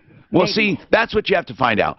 Really, we're wasting time because, Elizabeth, you said you're underpaid. Now, does that mean compared to someone, or you just don't like what you make? I'm trying to get a handle on this. Is this a legal problem, or is it a you don't like what you're getting paid problem? Well, let's put it this way. Years ago, they turned around and underpaid me, and I ended up with an extra. I'm not talking about years ago. I'm not talking about years ago. Now, when you say you're getting underpaid, are they not paying you for certain days? You got to help me help you, Elizabeth. Is it that you're getting minimum wage, so we got that knocked. You can't tell me anyone who does driving alone who makes more money, so we got that knocked. So what is there that says you're underpaid? Give me at least one thing that justifies that you're underpaid. You were underpaid years ago. Well, that doesn't mean you're getting underpaid now. Do you understand? I just need one thing. Why do you suspect you are being underpaid? Because right now, most of my audience have just hung themselves. Why do you feel you're being underpaid? Okay. Well, I'll tell you what. I'm making less money now than I did last year. Get another job. I am making less money now. Elizabeth, goodbye. God almighty, if you want to make a case, it doesn't matter that you're making less money. That doesn't mean you're underpaid. Maybe everyone took less pay. Elizabeth, when you get an argument, call me back. David, what's happening? Hello. What's going on, David? Well, I sent you an email regarding my issue, and very briefly, I'll try to tell you what it is. Sure, thank you. We had a property manager, of course, who made with the new tenants on a home we own that we rent, and he, of course, wrote up the contract. He took their security deposit. He put it in his own account. Now, we've terminated with him as the homeowners as of April 30th. So, okay. But he claims he can't issue us the security deposit, and this has been delayed several times. And my question is, does he, to transfer the security deposit to us, does he have, 30 days? No, I don't know of any laws that talk about that, because here's the deal. You're not talking about a tenant-landlord situation. You're talking about an owner and a property manager. Let's find out if there's anything you can get him. We're going to go to Sean Gilliand, and Sean is with what's called Denver Real Estate Moguls. We really like these people. They do property management. We had them in the studio, and they're really good at what they do. So let's talk. Sure. Sean, what do you think about what David is bringing up? If he had a property manager who escrowed the deposit money, is there when does that guy have to give the money back to them, or transfer it into their escrow? Hey, Tom, how's it going today? Good. Yeah, I appreciate the phone call. I don't believe there's an exact time limit out when they have to do that. However, it is the obligation of the property manager to fully account for that security deposit. He should have it held in a totally separate, account, trust account. For the properties that you manage, Sean, at Denver Real Estate Moguls, do you keep a separate account for your landlords, or does the landlord keep it? So most of our landlords, actually, we have them keep the security deposits as they sign the leases as well. However, there are certain landlords that don't want to keep the security deposits, and we have separate accounts for each of those actual individuals that are separate real estate trust accounts. And I'm not understanding why it's taken them any time at all to get that money back. We would have sent that back within the day of termination. His mother, who is the accountant for him, is out of the country and hasn't come back yet. That's why he said he cannot issue us a check. Okay, how much money is it? $2,700. I suspect he does. For a firm deadline. Yeah. I would ask for documentation that the money exists in a segregated account. I would ask that exact wording, okay? Good idea. All right, he has sort of answered that. He How? wrote a letter in... How did he answer it? Well, by saying the letter that he wrote to the tenants and to me said he's going to transfer the security deposit on April 30th when the contract ends. He did not answer the question that I just asked. Oh, okay. Proof that the funds exist in a segregated account. Oh. I can give you a bank statement on any one of my accounts within a few minutes. Okay. Exactly. That'll light a fire underneath them. Now, if he cannot show you that, you better be very, very concerned. I am concerned now. Well, guess why? Because you're going to be held responsible, too. Oh, I will be? Yeah. Yeah, of course you will. Now, if you sign the contract, I mean, Sean, could that landlord say, hey, it's not my problem? Especially, well, I don't think so. I don't think anybody gets to clean their hands of it necessarily. No, not if you're renting it out to them. I mean, I don't know. It depends on the contract, really. But that's a separate issue. David, here's what you need to do, and then you can get back to us, and then Sean can give us some advice. And by the way, if you ever need property management, these guys do it the right way. I mean, you'd love these guys, Denver Real Estate Mogul. So hold on now. Here's what I'm going to do. Sure. I'm going to ask you one more time. Here's the question you asked them. Listen, I understand your mom's out of town, but you have to understand another thing. By law, you know, we need to keep this money in trust for the tenants. So I need proof that this money exists. Okay. In a segregated account. Now, that means that you want to see an account with that amount of money in it. You want a statement. And if he doesn't, tell him that that's very, very, very concerning to a point where you may go to authorities.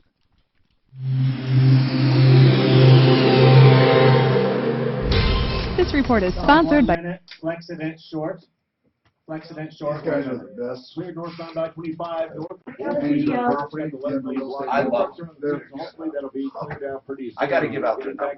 I give it up there. Do you want their number? That doesn't matter if you come in and out either. We should put it up on our Facebook. What are we looking at, guys? All the Jeeps, miles and miles. Oh, good. Let's put it up. Bam, bam, bam. The weather forecast. Well, fucking Apple, man. I got back in yesterday. Today with a high of 87. You want Denver Real Estate Mobile's number? Cloudy overnight, low around 53. The one I'm going back and forth on is Walmart. Your traffic and weather. I'm Pete Wagner. 6:30. Okay, guys, I got spots. More than 6,000 hotels across the country, including La Quinta, Days Inn, and Super 8. A great hotel by Wyndham is closer than you think. Find one near you and book direct at WyndhamHotels.com. Let's talk about getting your car fixed for dents. You'd be nuts to go anywhere else but Flexident. Flexident shows no sign they've been there. If you don't have paint damage or you're not sure, hey, Nick and the boys will take a look at it. No charge for the estimate. And they can fix it within days instead of weeks, and you'll never know they've been there. They do not report to Carfax. It's as if it never happened. Flexident of Colorado.com, 303-619-6273. Here's Howie Long for Skechers. Fit Footwear. I'm 6'5", and I can tell you there are certain challenges in life that only big guys understand. Regular clothes don't fit. Heck, regular cars don't fit. But when it comes to shoes, Skechers gets it. That's why I wear Skechers Wide Fit. They've got extra room throughout, giving you room to breathe. And they've got Skechers exclusive air-cooled memory foam for comfort that lasts all day long. Find Skechers Wide Fit at a Skechers store near you or wherever stylish shoes are sold. Skechers, comfort included. SentryRV.com. Sentry RV, 2 locations in Lakewood on 6th Avenue, just north of 6th Avenue between Kipling and Sims next to Woodley's, or up north on the 119 turnoff to Longmont and I-25. And here's why I'm saying this. They have new and used RVs at the best prices all around. But they have an excellent service department up north, 303-453-1111. So many people are looking for service. They will service your RV whether you bought it there or not. 303-453-1111. The summer of savings at Burlington stores. Hurry into Burlington to save on a huge selection of brand name dresses, shorts, Sandals, tanks, and tees for Don told me he worked on your garage. He did. He goes down there. Why did they say they don't? Yep. Where don't they go? Franktown. toys and swimsuits for the I found that odd as hell. and activewear. Says you go to Parker? I have no idea. 50% off other retailers' prices every day. Find your nearest Burlington store at burlington.com. Burlington, style for everyone. This email says, really? Is Frank Duran as good as you say? No, he's not. I can't explain how good he is. I'm not giving his service due when it comes to words. You have to experience it.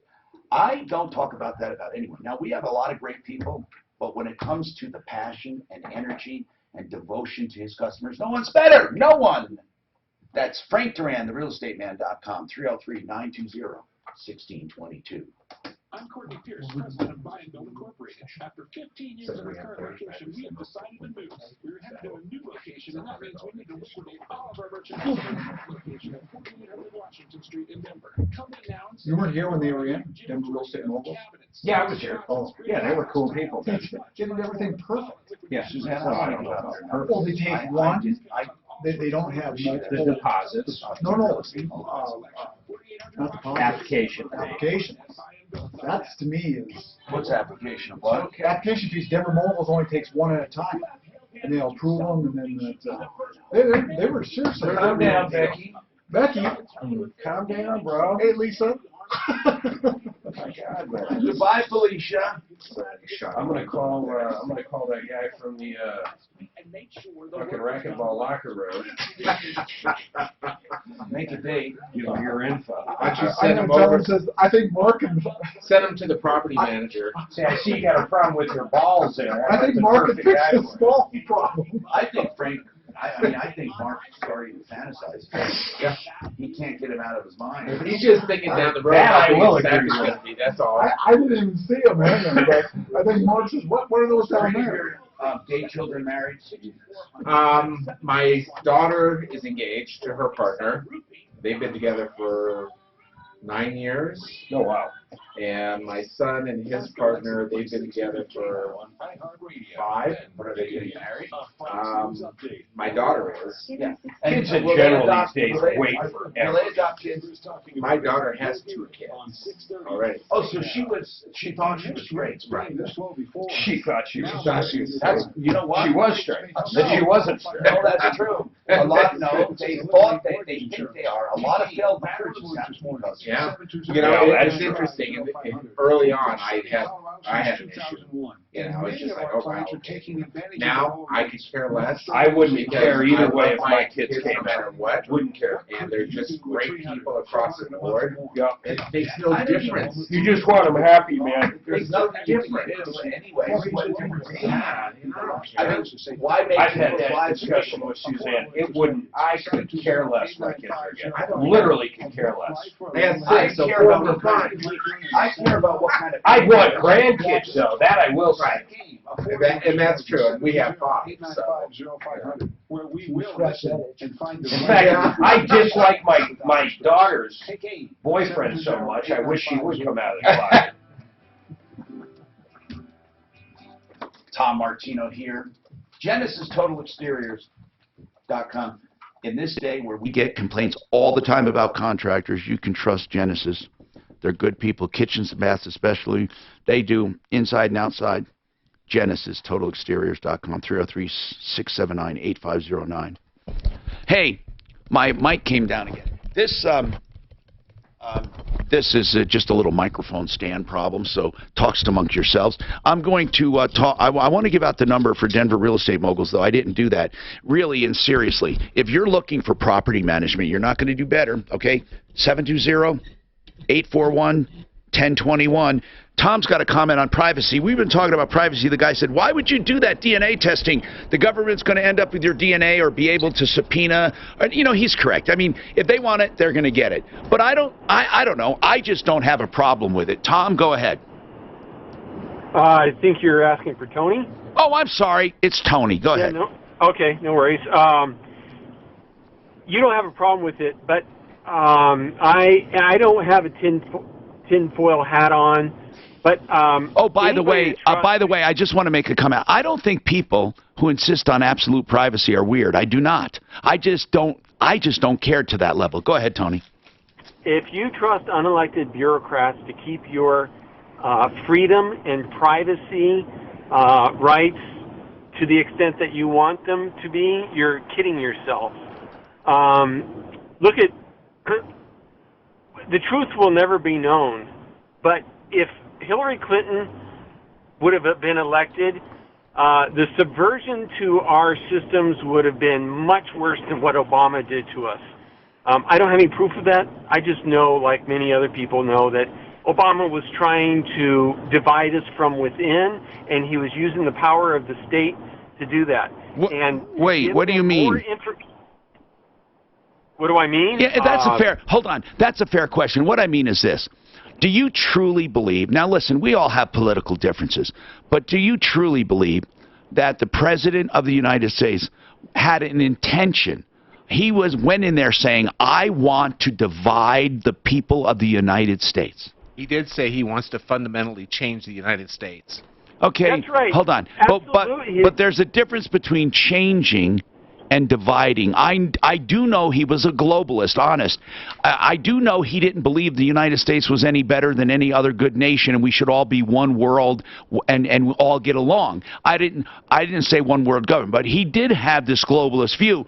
But do you think he wanted to divide us? Or do you think that was just the unintended consequences of maybe his philosophies? Absolute division, 100%. Intentional. Intentional. Division between who, though? Like the rich and the poor? I'm just trying to get an idea what you mean, Tony, really. Between political ideologies. Well, okay, but in other words, he didn't want people to see it his way. He wanted them to be divided. He wanted to have... Absolutely. Why? Why? To what end? Because of his globalist views. Okay, but what I'm getting at is this. How would division help that? You said he didn't want people to think his same way. Wouldn't it be better if people thought his same way for his globalist view? But you're saying he didn't want them... Tony, you said he did not want them all agreeing. He wanted them divided. That doesn't make sense because you said, on the other hand, it was for his global view. It does make sense. He will never get everybody to agree with him. So the only thing he can do is divide us and hope that the country tears itself apart so that it's easier for... I don't think the president wanted the Okay, Tony, now you do have that tinfoil hat, Tony. Yeah, you do. He, honest to God, believes that because he couldn't get everyone to think the same, he wanted to tear the country apart so it could be taken over by a globalist view. Well, okay. Well, Care is the guy's a fucking nut. I mean, that's where people get nuts. Okay, if I didn't agree with Obama, I didn't like that Obama. Okay, to a certain extent, too much patriotism can be dangerous, but I didn't like it. He even said, we should not raise America above anyone else. We're not, we all have, he had this globalist view that we're all good people. That's right. And there's a shitload of bad people. He did not, well, yeah, but he wasn't saying everyone's good. He wouldn't even say Islamic terrorism, if you recall. That's fucking weird. He wanted to believe that the world, we should all be equal nations. Okay, there are a lot of people who believe that. How bad? Not many. I mean, really, most nations think they're number one. Almost every fucking follower of Obama. What do you mean, not many? I'm saying people from other countries. Oh, I don't know about that. Germany's always going to be Germany. I don't know what they think. Italy's always going to be Italy. I don't know what they think. But here's what I want to know. If countries were equal and all got along, what would be wrong with it? There wouldn't be, but they're not. There'd be no Olympics. Everybody gets a goal.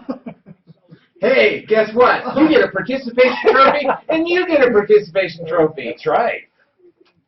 No, that kumbaya, man. I'd love it, but it's never going to happen. Right. Well, my philosophy on Human race? Not that we Okay, care. I know you don't. I don't give a shit anyway, so that's okay. But Welcome to the show. Until we can grow up as a human race, we will always be divided. Okay. Of course we will. And so until we learn to get along with But that's each other, everybody. the only way that's going to happen is something truly catastrophic happens to everyone. He just confused me because he said he wanted to divide them so we could all be one world government. Well, that's just counter. Yeah. Yeah, that was counterproductive. Why would you want them to be divided if you wanted them to seek a global view? You would want the opposite. But then he clarified it and he said no, because he knows he won't get everyone to unite. He wants to purposely divide them so the country can be taken over. Well, we're seeing that right now as it is. I do not believe that. That's a hell of a dream. Barack Obama wanted to see the fall of the United States, for God's sakes. Come on. But you see that more now than you saw during the Obama years. But I think that was that's a starting point, though. Oh yeah, well, the division. I do believe in general. No, I just think because Hollywood's on the other side. All I the do promotion believe. goes Hold on. on. The reasons are. In general, I believe. No, I'm saying I think it's the same. They just hype it more in the media. I believe in general, progressives want the country to.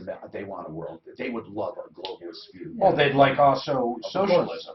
Of a one. Everybody makes the same. No, not all of them. I would say that they're all pretty much want. They don't believe in America first. Not really. Not really. Agreed. But is America first short-sighted in the world today when we're all brought together in technology? Of course not, because we have enemies. I mean, what are we supposed to do? No, I'm not talking We about... have wealth. No, We have Mark, power. I'm not talking about America first over enemies. That's pretty obvious, okay? I'm talking about America first, like when you're with Britain and then the other countries. Of course, America first. Trying to come up with a global summit.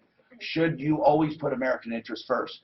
But Obama... If you're from America, yes. I don't think Obama believed that. Oh, I don't know what he believed. I don't. Well, I think you're right. Obama wanted to find a way that we'd all meld together. But I don't think he had ill intent. I do think Obama, yes, Obama was America first. I don't give a fuck what anybody else says about him. I do think he was America first. I don't know. I don't think so. I do. No, I don't think. Okay, who was he first then? Well, like I said, he even said publicly you can't put America first. He said it, Mark. Look it up. I mean, I saw. No, I agree. You're right. You're right, Tommy. He did say. He said, you know, then what does that mean? What does that mean when he said it? What was can't we all just get along? My point is, if he had to decide between America going away and Canada, fucking see you, Canada. I'm sure that would be the answer. Yes, if we were being attacked. Under any scenario is what I'm saying. Okay. Even under trade, I would think. Look up the G8 summit then. And you're wrong. In the G8 summit, he was all about equality. There was nothing in that would make... I'm not talking about what he says. It's like Trump. You can't take everything of what Trump says as gospel. I'm just saying I think Obama, down deep, cared about the U.S. more than any other country. That's all I'm saying. I find it hard to believe a president wouldn't. He's the most powerful man in the world in the most powerful country. So, Mark, I've argued that before, too. Of In course, that respect, I agree. Who am I doing? Okay. I'm not saying he didn't Fix it 24/7. We'll fix your home. All you have to do is call them. No matter what it is with plumbing, heating, cooling, electric, and drains. Number one, you'll get full honesty, competency, and you'll get a passion to help you. And it's all for $39, and they come to your home. And listen, they roll vans, they have insurance, they have workers' comp, they have everything it takes. They have the right way of doing business, $39, no matter how long it takes. And believe me, that is a loss. If you don't have the work done, they still want to be your friend for the future. And they want to give you a full, complete report. If you have the work done, then they waive the $39. The $39 people for honesty, integrity, unbelievable value. You won't find the same work, the same level of care, the same parts for a lower price ever. Not when you really compare. And Fix It 24/7 wants to be your company.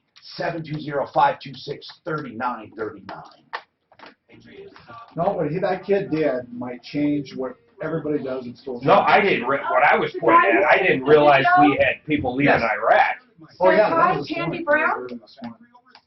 Says, Tell Tom Tandy Brown says hi. Tandy? Tandy? Well, I don't want to say I don't know him and insult him. Says no need to call. I might know.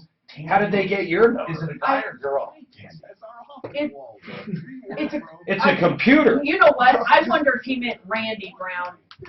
Because in his email it was Randy, but in his text he put Tandy. No, if it's Randy Brown, yeah. Okay. In his email he put Randy, but when he texted me he put Tandy. He has a pet name. Maybe he, no, what do they call that? Maybe he, transgender. Yeah, don't say cop. Oh, they don't? No, police officer. Oh, So okay. it was on TV Or as far as the detective, jeeps and stuff like that. Or deputy. Why don't they like cop? I think it's dumb. Who? Well, I've always, whenever I called one, they said, Officer. They're saying they don't like, cops don't like being called cops. I would guess a trooper wouldn't like being Put called that down as cops. a I don't know. discussion. What is it? We got too much. Put it down. What did Fritz I the love Cat call shit him? like this, Mark. I love shit like this. But a Castle Rock I'll put it down. policeman is a I'll cop. put it down. Now, if you're a trooper, it's different. You know what it stands for, right? What? Constable on patrol. That's what they say. But Constantly Snopes on says that patrol. may not Oh, be really? true. Damn it, Snopes. No, I don't know. Look it up at Snopes. I always thought it was that. I looked up Snopes at Snopes, and it said we're full of shit. Well, and why are they the authorities? You're I don't know. They're not. That's my whole point. That's right. Has Snopes been It's wrong? one guy sitting in his mom's Anything basement. that Snopes not agreed with them. So whether or not that's right or wrong, That's a question. that's an for opinion. That's an You're opinion. exactly right. Let's ask Cora about Snopes. Just like they do the Pinocchio thing. That's right. What are you talking about? They do that Pinocchio thing. Snopes does? does. Is that Snopes or does Pinocchio? No, I don't They know. said that the guy really lived in a Who does well. that? I know who I personally know Ron and Jack Larson. No, the Pinocchio is. You're thinking of the fucking elections when they do. No. They give them 3 Pinocchios. Right. Wait, That's- no. You're Where are wrong, you? Mark. You're way You're off. wrong, Mark. And no, they didn't live in the More whale's fake belly. More fake news. You're, I know between you and Dap, we get more fake I know. That's I got a point. Oh, you're right. I know, Dan and Dap. Notice how they both start with DA. news. Listen, I have to run out and meet Dap right after the show because she's getting her stuff out of my stuff. Whoa. I'm not even going to ask what that means, but I won't tell Stephanie anything. I don't know. Ask the guy in the over by the hot tub. Mark said I Or can the fix uncle that cut the pocket out of his Mark pocket. goes by, I can fix that. He goes, how do you do that? He goes underneath him and lifts him up. Well, you know that's I was like, damn, those are 2-foot stretchers. that's a Cheech Marin joke. Is it? Yeah. He tells us. He tells us Hi, jokes. welcome. Tom Martino's the name, the number, 303-Martino 24/7 around the country. Or when we're here right now, 303-713-TALK. We have one holding. We have lines open. We have K&H Home Solutions in the house. And this hour brought to you by Mark Trenner, Trenner Law. I can't stress it enough.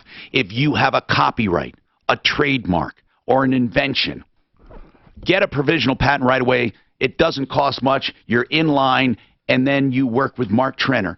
Don't call these 1-800 numbers online. You know, these they call them invention submission places. No. Trenner Law on my referral list. 720-221-3708. 720-221-3708. Okay, and we have so much we've been talking about. First and foremost, privacy. Well, that's one of them, not first and foremost. First, one, or just listing them. Privacy. Do you care if your DNA gets into a government database from Ancestry or, 23andMe? Do you care? Do you care if your fingerprints are listed? Do you care if you're on facial recognition? The points are recorded from your face. Do you care? I mean, a lot of people do. Some people don't. Would you care if your health insurance or your life insurance company could access your DNA? I wouldn't care, Mark. All right. I just wouldn't. How about if they then decided, okay, he's very prone to cancer, we don't want to insure him? I think that's their right if they want to put up the risk. I don't know. I think that's taking place right now in the medical industry as it is. And the voice you hear is Scott from K&H, and we have Ted from K&H as well. Ted's the owner. Scott's the sales manager. Welcome, guys. And we've been talking about privacy. I don't care. Ted, do you care? Yeah, I do. Okay. I mean, now, I'm not saying I would institute it for the country. I'm saying personally I don't care. Yeah, realistically, it's out there, and you're not going to be able to escape it. But would I want to voluntarily give my DNA to whether it's Ancestry or 23andMe. No, I've resisted doing that, but they're going to get it one way or another. Now, without a speech, as Ted just gave, Scott, what about you? Yes or no? If elected, no, okay. What about Not you, anymore. Dano? What about you? Do you care? Yes or no? You care? Yes. You do care. Okay. Suzanne, do you care? I did it, and I don't care. Grant, General Grant, you don't care? Mark? Nah, not really. Okay. Now we also talked about globalism. Okay, it just came up in conversation. One guy called and said he believed that President Obama, his intention was to divide the country from within and tear it down so it could be taken over and become part of a world government. Now, a lot of people accuse Obama of a lot of things. I do not believe he had ill intent toward the United States. I do believe he did not really feel America should be first. I don't think he went for that. I think he goes more for a world or global kind of attitude, or I don't even know if a government is right to say, but I think he had more of a globalist view. You know, we all have to get along. We all have to do the same things where there's no one country ahead of another. I don't know. I don't base that on fact. I'm just thinking that's the feeling I got. It wasn't rah, rah, rah, but I don't think he wanted to destroy the country. So we were talking about that. We were also talking about aviation and these accidents in Alaska. And more accidents you hear about, like in Hawaii and other places. Basically, while there are requirements in aviation for getting a license, for getting an instrument rating, for getting a commercial ticket, for getting multi-engine, for becoming an instructor, there are no standardizations on how you do it. Not really. Not really. There are some requirements, and even those requirements, they're not monitored. You can say you have so much time, and you can just keep track of your own log. No one ever monitors it, ever. So I just think it's loose compared to, let's say, becoming a doctor and medical school and records with your name on them that are submitted, that are kept. And becoming an attorney or an engineer. Well, I don't know about engineer. I don't know. But I do know when it comes to becoming a pilot, you can get your license in a small little podunk airport in the country with an old broken down plane and then go fly a single engine land plane that's very complicated and very big in a giant city without any transition. I mean, insurance might require certain things, but I'm talking about in general, there is no real standardization. While you have some great companies that teach, you have some schlock ones. So that bothers me because people build time by becoming an instructor, and to become an instructor and to get your license and to get your commercial rating and to get your instrument rating, you can do it in 300 hours. And then or a little less, and then you end up like teaching people with no experience. And then after that, you get about 500 hours. That's when they go to Alaska and to Hawaii and start flying tourists around. And then they build their time to get to the airline. Now, the airlines have a great training program, but until then, these pilots are a mixed bag of skills. Some are good, some are not, but you never really know. Anyway, so those are the topics on the table because they affect everyday life. We talk about life, liberty, the pursuit of happiness, and the everyday things. Michael wants to talk about DNA testing. Whatever's on your mind. Plus, of course, we have K&H. Like, for example, siding, and that kind of stuff you want to ask about. Whatever happened to that masonite? I hate masonite siding. If you pierce the surface of masonite, it's done, right? Isn't that the one that just has the coating on the outside? Well, yes, absolutely. There's, masonite you don't see as much as you did. No, of course not. But I'm talking about that type. There's a lot of composite type woods out there now. But if you the whole idea is if that nail goes too deep, or you pierce it, or you scar it, it absorbs moisture like a sponge. Absolutely. Hail hits it, takes a chip out of it. That's going to start absorbing water. But with Everlast, it won't happen. Absolutely not. You can take a chunk out of it, and there's a chunk out of it. But, any questions you have on anything, 303-713-TALK. Michael wants to talk about DNA testing. Go ahead, Michael. Hi, Tom. How are you today? Good, man. What's happening? Well, you've kind of answered several of my questions, but I kind of wanted to throw a little bit more. Your screener, I told her about DNA testing. Okay. Whether it's Ancestry or whatever. Okay. does that once one of those companies have my DNA, are they allowed to sell that or just? Well, you know, that really depends on the agreement, because some of them, I didn't read it. I'd like to tell you I read it. I just said accept. I don't know if they said they're going to put it on the evening news. You know, I have no idea. But whatever the agreement you agree to, like if they say we don't sell your information or market your information in-house only, then that would be a contract. But I don't know of any laws that say they can't do it. I don't know of any laws that prevent them from doing anything. But I do know the other time where contracts are superseded and other things are court orders. For example, if they wanted DNA in a certain area because of a crime, Mark, you even said they've done it, right? They've subpoenaed it. Yep, sure have. So, they don't even have to subpoena it. Some of them actually just share it. Then it must be in the agreement. Have you seen the 23andMe agreement? I ought to look at it. I already had the testing done. So, Michael, the answer is it depends. Can I ask you one more question? Sure, you can. Go ahead. Thing? Yeah. My youngest son was born, and they wanted to take part of his umbilical tube for possible stem cell. For research or for you? In case anything happens to my son, stem cell rebuilding. Okay, Michael, I was talked into this. When my kids were born, I mistakenly signed up for the cord blood bank, okay? This is why I did it. Because they told me that if anything ever happened to people with the same DNA or them, they could use their stem cells to treat it, like leukemia and things like that. What they did not tell me is that in order to do that and be effective, they would have to condense and multiply and grow the cells, and that's not allowed. Okay? So therefore, if I had my son's or daughter's umbilical cord blood shipped to a hospital, I would run the same peril as all these chiropractors and fake stem cell clinics. We wouldn't have any living cells at the point of delivery. So basically, for years and years, I paid for the storage of this cord blood for nothing. Because in order for it to be used, I'd have to go right to the cord blood bank and get it there, or break the law, the FDA regulations, and have them grow it and manipulate it and condense it and ship it.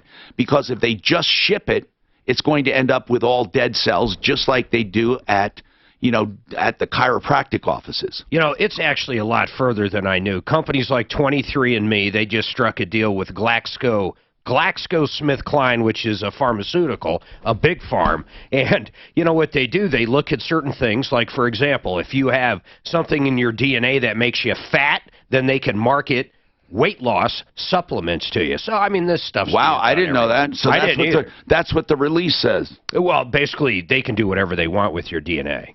Yeah, they actually say, I was reading on their website, their privacy policy, and they can go ahead and sell your information for marketing purposes and everything. They sell it everywhere. They do strip your name, at least that's what they say. Well, I'm sure. They caught a serial killer last year because of it. Let me see the guy's name. Well, that's great. Well, I mean, that is kind of cool. Yeah, 303-713-TALK. This report is sponsored by Wyndham Hotels and Resorts. It was a relative's DNA. So they found the relative's DNA that tracked it down. So it doesn't matter. These guys saying, I'll never give it out. It doesn't matter. If your brother or sister or cousin do, they have your DNA. They do have a whole thing on how law enforcement, though, as far as what they will do for law enforcement. Well, what they'll do currently. So we will work very hard to protect your information from unauthorized access from law enforcement. However, under certain circumstances, your information may be subject to disclosure pursuant to judicial or other government subpoenas, so on and so on and so on. Which one are you looking at? 23andMe. Okay, 10 seconds away, guys. I'm turning the mic on. Thank you. Oh, they're not covered by HIPAA. They're a European company, I believe. IdealHomeLoans.com for your next ideal home loan. You can start online. You can start on the phone at 303-867-7000. Why can you do it on the phone and on the internet and other places required to visit you?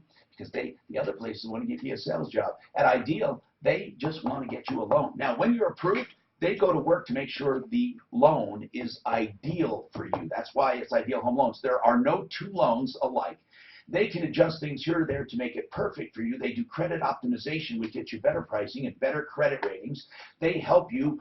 You can pick your own term, any term you want, 10, 20, 30. You can go to 26, 27, anything up to 30. You have a rate guarantee. If rates go down over the next 2 years, they refinance you. And then when they refinance you, you get another 2 years. You're always in rate protection with Ideal Home Loans. And don't forget, the pre-approval, like a cash deal, you can close right away. 303-867-7000, 867-7000.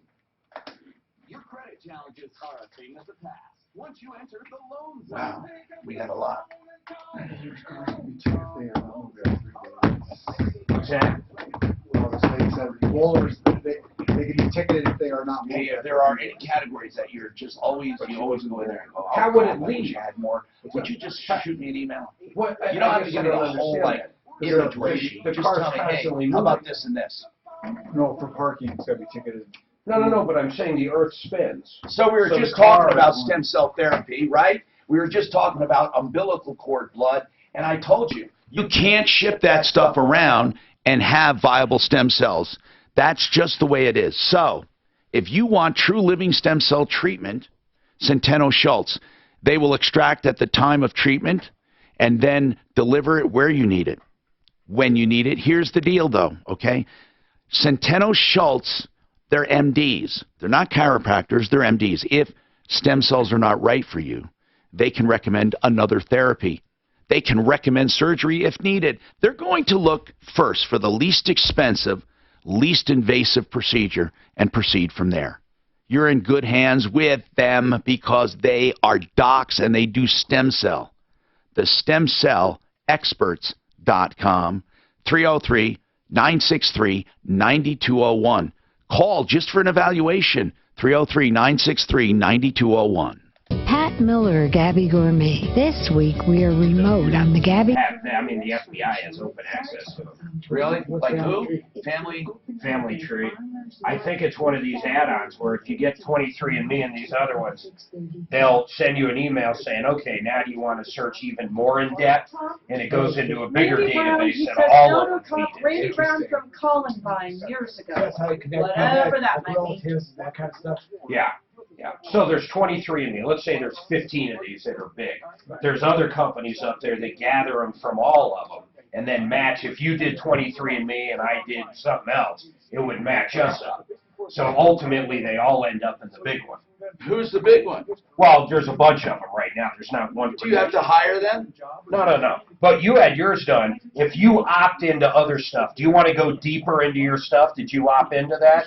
If you opt into those, Well, then your information is uploaded into one that has lots of different companies. I did the diseases, that's all, the prone to diseases, and that's it. But that could have been one of the opt-ins. And then I don't know. relatives. I searched to see if I have relatives. Oh, as soon as you do relatives, that opens it up everywhere. That opens it up. So not only 23andMe, it'll open it up to other ones. Oh, I didn't. So they all work together. Well, they all feed into one, or feed into many, actually. It's pretty cool, actually. I think it's kind of cool. I did it. I don't care. Mine came back and said I'm superhuman. Hi, Tom Martino, 303-713-TALK, 713-8255. Approval Reverse Mortgage. Just remember them, the reverse mortgage people. Joan Sullivan showed me a chart, an amortization schedule, where the interest accrues, and then on a straightforward mortgage and a reverse loan, it's not as different as you might think when it comes to the interest, really. I mean, and you have the convenience of having that money and not paying it back, or having a line of credit. Listen, it's not for everyone, but it is a great alternative to a lot of retirement plans. ApprovalReverse.com, 303-771-3528. Now, I want to talk to Steve about siding. Steve, what do you want to know? Well, I have an old World War II building. It was part of an internment camp at one point, and after the war it was struck over to our property. It's got wooden shiplap siding on it. And how old is it? How old is it? Well, it's World War II vintage. Mm-hmm. That's not okay. That's like in the 50s. Are we talking? No, 40s. I'm sorry, 40s. 40s, yeah. Yeah. 1940s. So it needs to be recited, and don't know what the best siding would be, whether to have it stuccoed or... What's underneath it? What's underneath the siding? The shiplap just has the studs under it. Yeah, I mean, it's straight over studs? Yes, sir. And there's no sheathing. And how about insulation? Yes, we had the walls blown full of cellulose several years ago, so it is insulated with cellulose. So the only thing that's containing the cellulose on the outside is your siding? Correct, sir. Okay. Can you go right over siding? You can't really, can you? It depends on the condition of it. You can with the Everlast. You can nail right over it. Yeah, but you really need to look at the condition of the siding. It's been on there that long. Can Everlast go over studs, or do you need sheathing? You need sheathing, right? You should have sheathing. But you don't have to do wood sheathing. You can do that. Can you do that thin silver stuff or not? No. No. Like no. what? No. So you have to go with some. You have to go with a sheathing. What would you go with? That'd be the smart thing to do. It'd be an OSB. Yeah. Yeah, OSB over it. Does that raise the price a lot? It will raise the price. A lot of it depends on the size of the project. Because on most homes, you just go in and put it on, and it's already sheathed. Sometimes, because what happens is, people who have older homes, they can end up with water damage and things like that. We don't know until we can get in there. And sometimes you have to replace the sheathing. Yeah, absolutely. Okay, so what was your question specifically? Well, I don't know the best way to go about this. I Get a bid to begin with and work it from there. Like when you say stucco would be very difficult because of the multi-step process, you're going right over studs. I mean, it would be way more expensive than, let's just say, sheathing and putting Everlast on. And man, that stuff will last forever. Now, I love stucco, and we have Rhino stucco, great people, but I'm saying it'd be too much work. Well, for that house, I mean, for that house, or for that building, I mean. Where's it located, and what are you using the building for? It's a residence, and it's out in Keensburg, which is northeast of Denver on I-76, about 36 miles. What is it? What would the price be? The value of that? I mean, the true value, not assessed for taxes, but the true value of that place. Well, the insurance company just said replacement value would be about $165,000. I'm not asking that, man. I'm asking if you sold it. I'm not talking about bricks and mortar. I'm talking about what are those houses selling for? Probably $185,000. Okay. Okay. So $185,000, and right now the siding is really in bad shape. Well, it's deteriorating. Yes, sir. So, I think you're looking at, I would do Everlast. If I was in that situation, that's what I would do. What kind of roof structure? It's got a gabled roof with 50-year shingles on it that we replaced about 3 years ago. I could think of no better siding, actually. Really. I mean, now, I'm not saying stucco is not great. I mean, but stucco requires maintenance. Brick is nice, but how much do you want to spend? You'll spend more money. Listen. The cheapest alternative in your case would be a cheap siding, but if you're going to live there, I wouldn't do that. So siding is cheaper than the other alternatives like stucco and like brick and stone is what I'm saying. Okay. But which siding is the question, and I, honest to God, looked at them all, and even if K&H wasn't sitting here and a sponsor, knowing what I know about Everlast, I would say it's the best siding. I love it. Does K&H come as far east as I don't know. I'll have to give them a call. Yeah, they said yes. Yeah, we come out there. Yeah, they go out to Keensburg. So, well, then, can you get his name and number? And sure. Get that for us? And we'll get that off the air. Steve, they'll call you. But for those listening, 303-421-7100 is their number. 303-421-7100. Roger, what's going on with Sam's? Oh, I'm sorry. Let me take you since Jared is. I put him up by mistake. Jared, you have an aviation question, and then Roger. Go ahead, Jared. Yes, sir. How you doing, Tom? Good, man. What's happening? Hey, I just had a quick question. I drive truck, and I was wondering if you guys have, like, DOT standards on aviation like we do on trucks. Do you mean on the actual vehicles? No, on the pilot. Well, yeah, you have to pass a physical, and they become more stringent as you get older and as you do commercial. For example, if you're private and you're not flying for hire, they would be less stringent than if you are flying.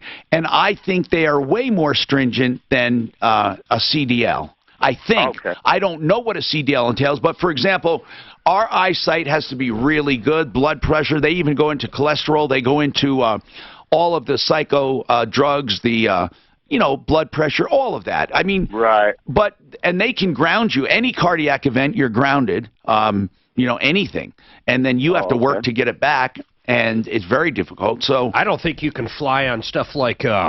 Well, I don't know. You'll know. Antidepressants. Can a commercial pilot or a private pilot fly on those anymore? Mark, I know. I want to say no, but then I've heard of cases where people have gotten. I don't know. Actually, I would bend toward no, because it has to be on their formulary or you don't fly. If it's not, you don't fly. I mean, so I can't answer that without looking at that. Who knows if you need a mild sedative to sleep at night, or when you I don't know if that would affect when you're not on the sedative. But as far as always being on antidepressant, I truly have never run up against that. And then like it's people driving a car, if you're under whatever the state limit is for alcohol, I know. Oh, no. Yeah. I know anything in a commercial pilot. Aviation is 0. On any level. Right. Even it's 12 hours for commercial from bottle to throttle, but it's 12 hours if you're at 0. A lot of people think I'm going to do 12 hours and be safe, but if you're so damn drunk that 12 hours doesn't clean you out, then it's kind of your responsibility to know that. So, Jared, tell me how difficult is it to pass a DOT physical? Well, they're getting tighter on the regulations. If you got a fat neck or a thick neck, right away they want to give you a sleep apnea test. Really? Really? Huh? Yeah, it's I mean, some doctors pass a lot of people, but most of them are, they're pretty strict when it comes to their license. So right away, if you got a BMI that's a little bit higher, right, they'll send you for a sleep study. I want to know, like, how often do you have to have a physical? Well, if you're on if you fail a sleep apnea or on high blood pressure, it's 1 year. But normally, how many years is it? 2 years. Okay, yeah, that's in aviation. I believe they're going now out as far as 5 years, depending on age and rating or job, and then it's as little as 6 months, every 6 months. This is Denver's talk station, 630 KHOW, an iHeart radio station. With Ross Kaminsky.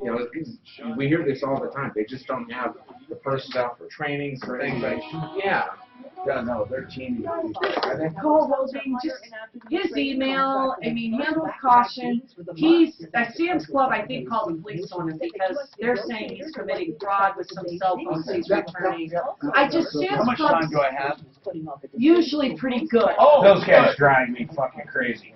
Trying to get out of the Sam's Club now, they hit you with everything. You walk in, they want to sell you DirecTV and cell phones. You leave, they want to, I don't even know what the hell they're selling. I've got to pretend to be on the phone walking out so people don't bother. Oh, excuse me, sir. See, I know. at Costco, they don't even say anything to you. Oh, bullshit, they do sometimes. I've never been, they've never asked me one thing. Really, they don't say hello. No. Really? Right. Really? Right. They don't sneeze, they don't breathe, they don't blink. They don't say anything to No me. communication. I don't say they're breathing. They could be breathing. Okay. I think the only time when you're in Costco where you get people that'll, get out there and talk to Food you, samples. if that, or like if they're in the main part of the store and they've got, the Traeger grills out there. Yeah, those do. Oh, or the seafoods, the lobsters, all that shit. But as far as when you're exiting, when you have all those different ones, they don't really do Love much. cheese. I love their cheese. Costco does the same shit. They'll do the fucking cell phones too. Oh yeah. That's in the store, but on the way out is where you were talking. Yeah, I've never had them really. You gotta be a little more specific. I don't even know what they're doing on the way out of Sam's because I just say not interested. I have no idea though. But they just started doing it.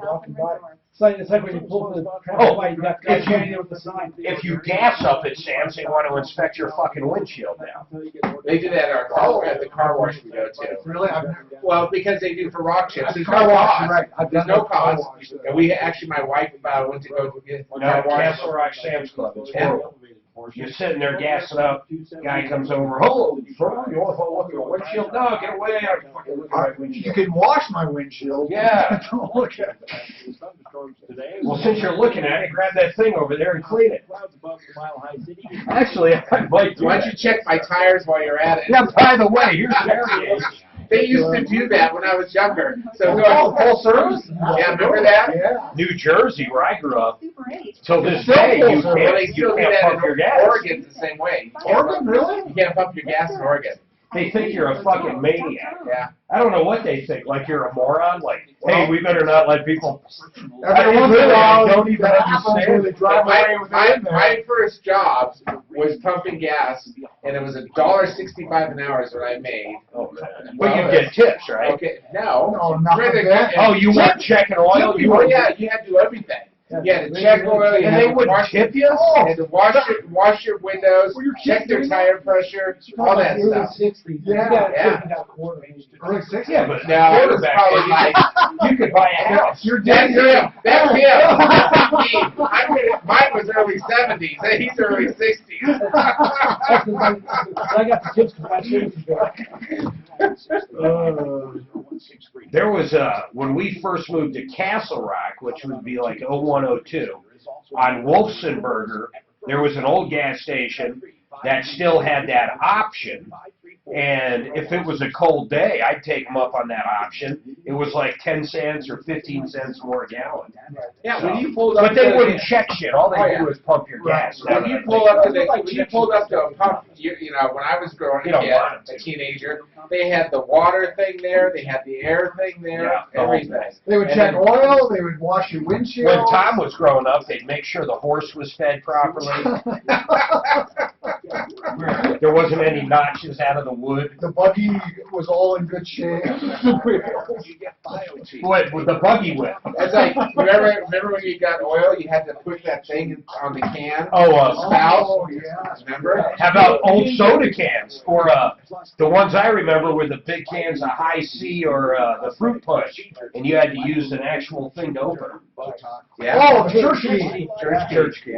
So cans were tins. If you didn't get the spout in far enough, when you turn it upside Yeah, down, with just oil leak drip out all of it. over. Yeah. There was kind of, those church keys were kind of, I mean, Mad Magazine used to have things that ruined their picnic because somebody forgot their church key to drink beer. So no one could open it.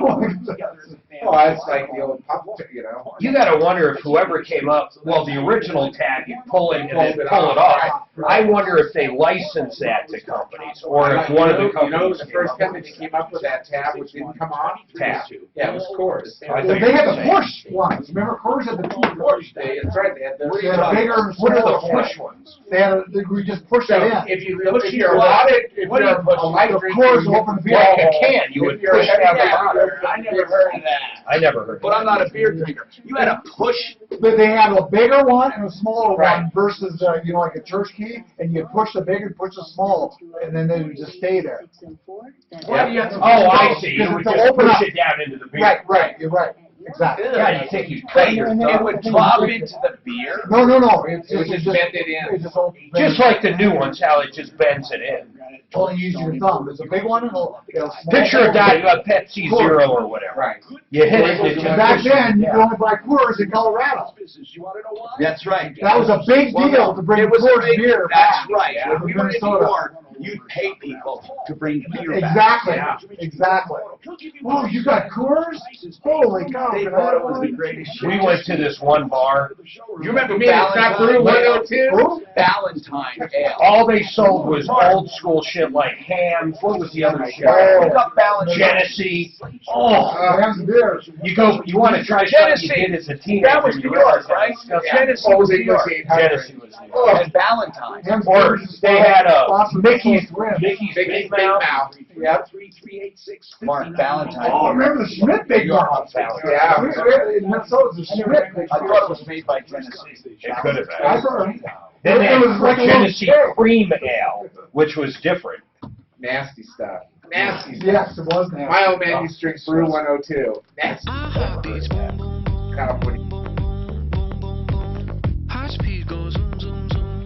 Hi, Tom Martino, your troubleshooter. 303-713-TALK, 713-8255. All right. Let's go to Roger. Hi, Roger. What's happening? We have lines open at 303-713-TALK. What's going on, Roger? Hey, how's it going, Tom? I'm doing good. What's going on with you? Oh, just trying to figure out what I need to do with these people. What's the problem? Now, start from scratch because I haven't heard it. All right. So from scratch, I went to buy some phones on my son's birthday, February 1st. You were buying cell phones? Yes, correct. And where were you shopping? Sam's Club, inside Sam's Club. Shopping at Sam's Club for phones. Were these cash purchases or tied to a phone company? Tied to a phone company. So do they have kiosks in there, the phone companies? God, yes. They do. They're so annoying. So you were shopping at Sam's for phones, and what happened? So the first thing we went, they took like 2 days to actually sell me 2 phones, and then they had a special of 5 phones, $100 to Sprint. So then I didn't go back to the Highlands Ranch store because the people that were selling the phones. But let me get this straight, because you're racing. You are racing through this thing. And I usually I like that, but not. I need to. So you went to Sam's Club the first time and bought how many phones? Excuse me, how many phones? I wanted to buy 5. Okay, you wanted to. They only gave me 2. Yeah, I wanted to, but they only gave me 2. The people that were at the kiosks didn't know what they were doing, so they're like. Okay, so you bought 2 phones. That's all I need to know. You bought 2 phones. Then what? So I only bought 2 phones. I know. Why is they were incompetent. So then they said, come back the next day. I'm like, this is already 2 days that I've been here to get 5 phones, and you only gave me 2. So then I didn't go back to them. I went to another store to complete my transaction. Gotcha. What other? Okay. You went to the first store, then you went to Castle Rock. Okay. Correct. Okay. Then what? So I went to Castle Rock, and then they said, okay, that's fine. It's okay that you got 2 other phones there. We'll complete the transaction. And Right. we'll for sure Gotcha. give you the special. Yeah. All right. So that was and what fine, was it? What was the special? The special was 5 phones, 5 lines for $100, and then Okay. they put the phones on a payment plan, whatever. So I checked, I went home, went through Sprint, looked at my account, and then I noticed that they were charging me for like 10 lines. They were charging me double for everything. Really? Okay. Yeah, so then I went back to the Castle Rock store and I said, hey, here's a printout, can you fix this? And they said, no worries, we'll fix this. It's a mistake by us, right? A week went by, they didn't fix it, so then I called their supervisor. Their supervisor said, oh, you know what, we have an issue because you've opened like 12 accounts and you've taken like 12 phones. And I said, excuse me, I haven't taken anything except 5 phones that I bought. Okay, so hold on. Do they have proof that you took 12 phones and opened up 12 accounts?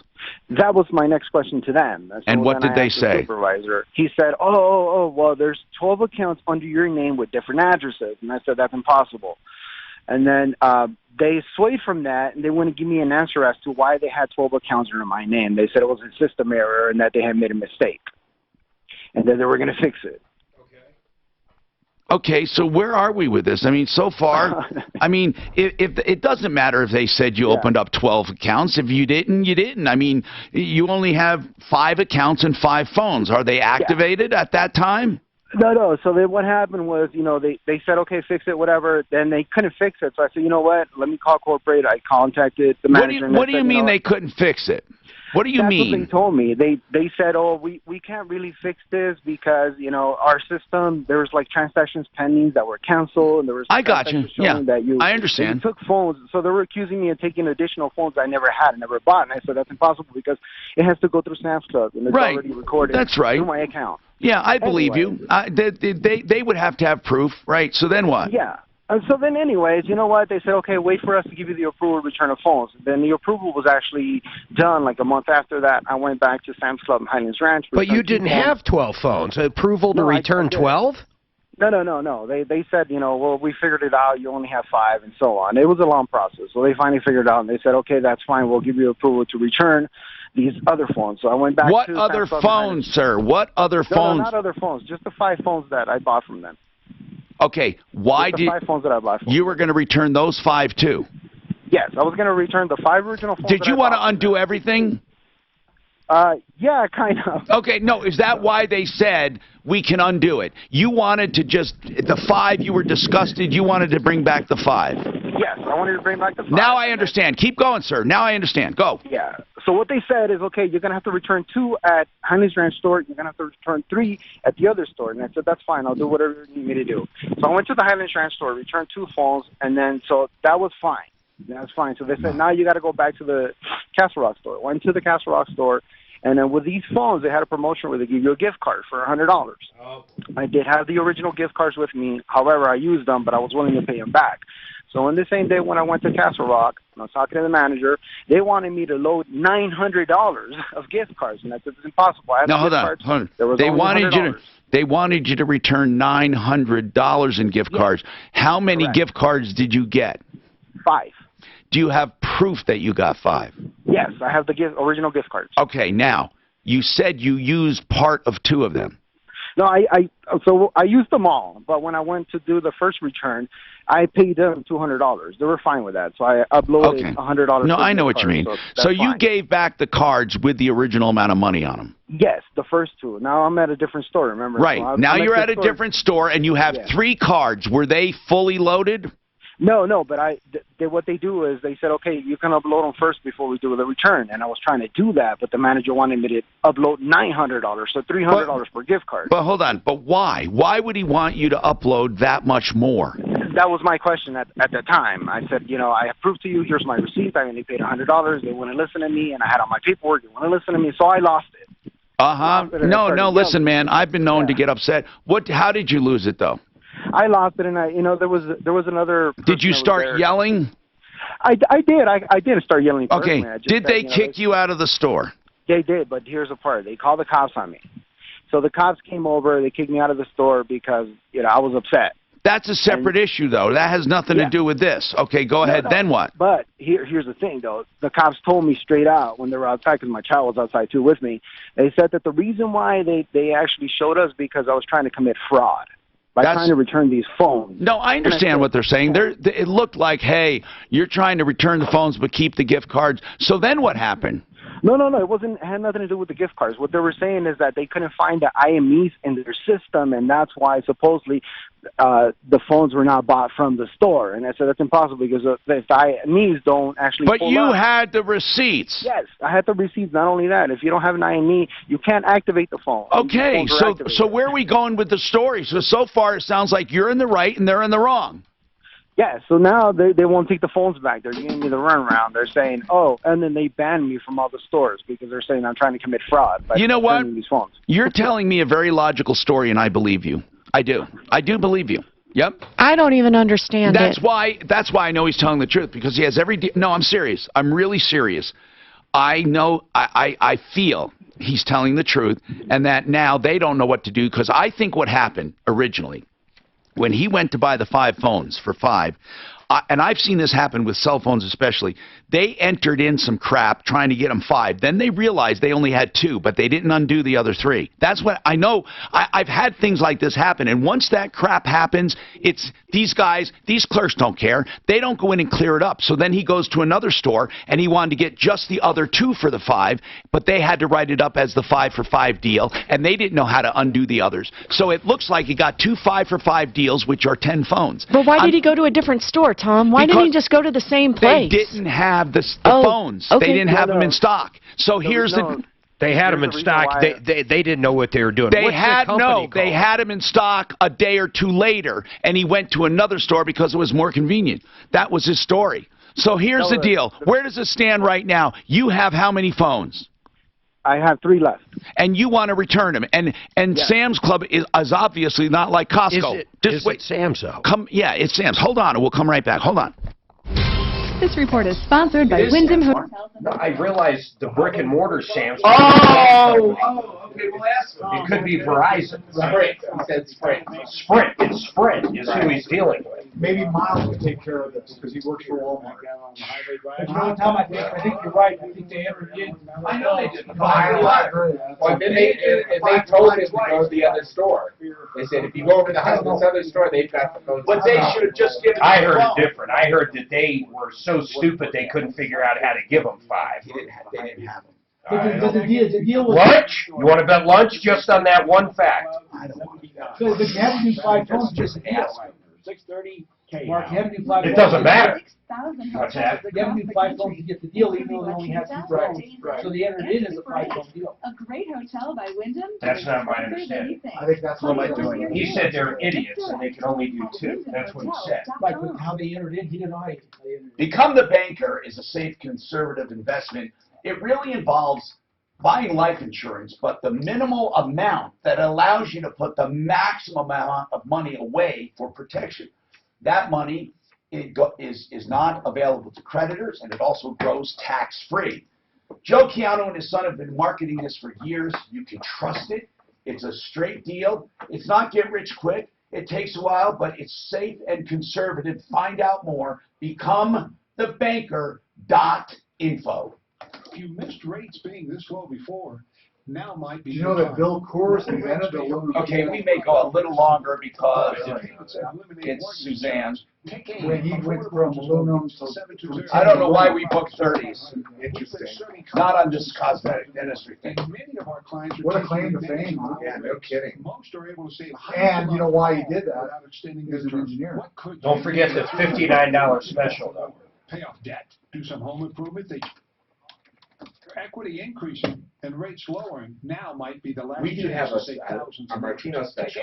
Affordable interest mortgage. 720-895-0500. Have you applied for a Do you loan? know exactly what it is? $100 off, 35% off windows. If you mention Martino, we'll give you an additional $100 off. Because your regular one is 25% and an upgrade to triple pane. Now you want to add 35%? So this is for May.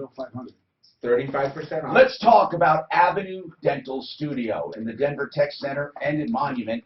Most likely you'll be going to the Tech Center here, and it's the ones that did the beautiful cosmetic job for Suzanne. Now, she has temps, and it's going to be done permanently in a few weeks, but they already look beautiful.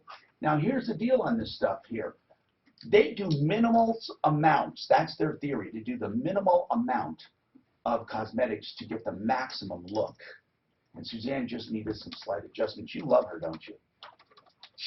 Was it fun? Is she actually good at what she, I mean, do you feel like you're in good hands, don't you? Like as far as your hands in your mouth. Oh, so areas of practice are general dentistry. Here's the new patient special you cannot pass up. Listen to this. $59. But would you know what you get? An exam, x-rays, and this is the coup d'etat, you get a cleaning. Now, that's an exam, x-rays, and cleaning for $59. Now, if you already have dental insurance that would pay for that, it's not wasted. You get free teeth whitening while you're there. So it's either or. It's AvenueDentalStudio.com. 720-240-4740. Did you know it's don't have to tear out your So we'll vary our coverage with her. Sometimes Mark will talk about her Instagram. Sometimes I'll talk about the other stuff. We have a lot to talk about, but we can't get it all in. Save big over total kitchen replacement with our Daylight Select. We'll build all new doors and door fronts with these bounds. And if you wish, Mark, did the hygienist do your teeth, Mark, clean your teeth? Yeah. Did she do a good job, very thorough? Did you like it? No, I got to go in for what do you call it? Deep cleaning. Fine. They always upsell you that. No, Mark, if you haven't had a dental, you've had a cleaning within 6 months then, right? Or within a year? 2 years. Okay. Well, maybe you have, maybe you need it. I don't know. I just think it drives me crazy. No cavities, gums look great, everything's great, but you gotta have teeth. Sometimes it's necessary, man. There's not one dentist that ever says that. I've never had a dentist say much. I've never had it. Yeah, but yours are different anyhow. You have veneers. Before that, I mean, what does veneer have to do with deep cleaning? What would that have to do with it? I don't know. I have no idea. Nothing. If you decide it's too much to repair, no problem. If Right? you want to take it somewhere else, I haven't heard that cartilage stuff doesn't build up on skin. And I would do it, because like I say, if they ever got to do your gums and stuff, that's a pain. I am though. I already set the time. It's 3 hours. It's That in the ass. 781-9858. To do the deep cleaning? Wow. I've had it done before. Tom Martino, your troubleshooter. I have a few basic questions first for Roger because I'm hungry and need lunch. Roger. Yeah. The first time you went and you only got 2 phones. Yes. It wasn't by choice. Okay, why did you only get 2? I don't want to hear every detail again. I want to know, did they have all 5 in stock? They did have all 5 in stock. The problem was that the people that were there were only on the first day on the job, and they didn't know what the hell they were doing. I went back the next day, and it was the same people. But I don't understand. If they had 5, even if they didn't know what they were doing, they gave you 2. Yeah, so here's the thing. So when they first started processing it, they made a mistake. So it showed that I already had taken 5 phones. That's right. In their system. That's exactly right. And then, hold on. Here's what happened. They put in that you took 5 phones. Yeah. And they didn't know what to do, so then they said, well, he only took 2 phones. That's 7. Then you went to the next store to get the other 3, and they put in a 5. That showed that you had 12. And they're so screwed up. But Mark asked a question before we went to break. Was it Sam's Club, or was it actually another store just buying space in there? It's a third party, buying space. Who is it? They won't give me the information. Well, what do you mean they won't give you? Who'd you write the check to? Who'd you pay? No, I paid Sam's Club, and that's no. You went through the Sam's Club checkout? Yeah, well, that's what they do. They charge it. They charge my credit card, and it shows like Sam's Club receipt and everything. So you cannot find who the creditor is. No, I already called. I already talked to. I've been talking to the guy. Then how do you know it's not Sam's Club? Because he told me that the company he works, they're a third-party vendor, he said, but he won't give me the information that I need. Who's he? Who's he? Well, I can figure that out. That's not a big deal. Yeah. I have his information. His name is Matt Snyder. Who is this guy? Is the guy that helped you? Is someone who talked to you? Who is he? So he is supposedly like a field manager. Okay, gotcha. I gotcha. Listen, you tell, and I'm serious when I say you tell a very good story. You really do. I don't mean lie. I mean you have your details consistent and chronological, and I believe you. I think what we need to do now is go to bat for you, man. I mean, this is frustrating. Are they charging you for these phones? Oh, they sent me to collections. Now there's an attorney is calling me. How long ago was that? Yeah, that's the problem. How long ago? Since February. Huh? I've been dealing with it since February. February. Now listen, next question. Yeah. Have you been using these phones? No, they disconnected my services on like the first month. Okay. Because they wanted $1,000, and I said, I'm not paying you that because I don't owe you that. Okay. I just sue them. So his services got disconnected and you tried to return them? Is that what's going on? Yeah, prior to he was going to return him before that. He wanted to undo, Suzanne, the whole deal. He just needs to take them to He told us exactly what happened. He wanted to return them before he even had service. And then that's when they accused him of fraud. So yeah, and I have emails and everything and contact through everything. Everything is documented. All right, hold on. You want small claims court? For what? For what? For whatever they're going after. For breach of contract? I don't know. Well, definitely breach of contract. Well, but we need to find out. Colorado. He needs to get us the information. Reporting Act. Hold on. He needs to give us the information so Mark can find out who he sues and help the guy out at least with logistics. So do us a favor and get us this stuff. Suzanne, tell him where he can write that stuff. I, for one, happen to believe him. Guys, what are we doing quickly for a Martino special at K&H? Quickly. We are doing a Memorial Day Martino special, 35% off all windows, and on Sunrise windows, free triple pane, and to make it even more special, $100 off additionally on every window. So 35% off, plus call for details, $100. Folks, 303-421-7100, or go to khwindows.com. It's a great deal. So many. That's kind of procedure. You should have talked as fast as we got callers. I wish he started speeding up. Or you're kidding me. I thought that guy, I can tell him you know what? He probably wrote everything out and has everything listed. Well, here's the weird part. The guy spends all the gift card money. Yeah, I find that bizarre. And then he wanted to. No, he didn't. He only spent $200. No, all 500. He spent all 500. But he gave the money back. Well, he was trying to. Right. No, he said they took it out. He did say no, that. at the one store, Yeah, they took 200 out. 200. He still owed him 300, but they wouldn't. That's when he. I wonder if they're trying to penalize him for. I bet I can find out literally what happened at the Castle Rock store. You know, what gets me We is should ask Natalie about it. Here's the thing. They had all the phones in stock. They were able to do 2 transactions. No, he nailed the math. What's the return policy?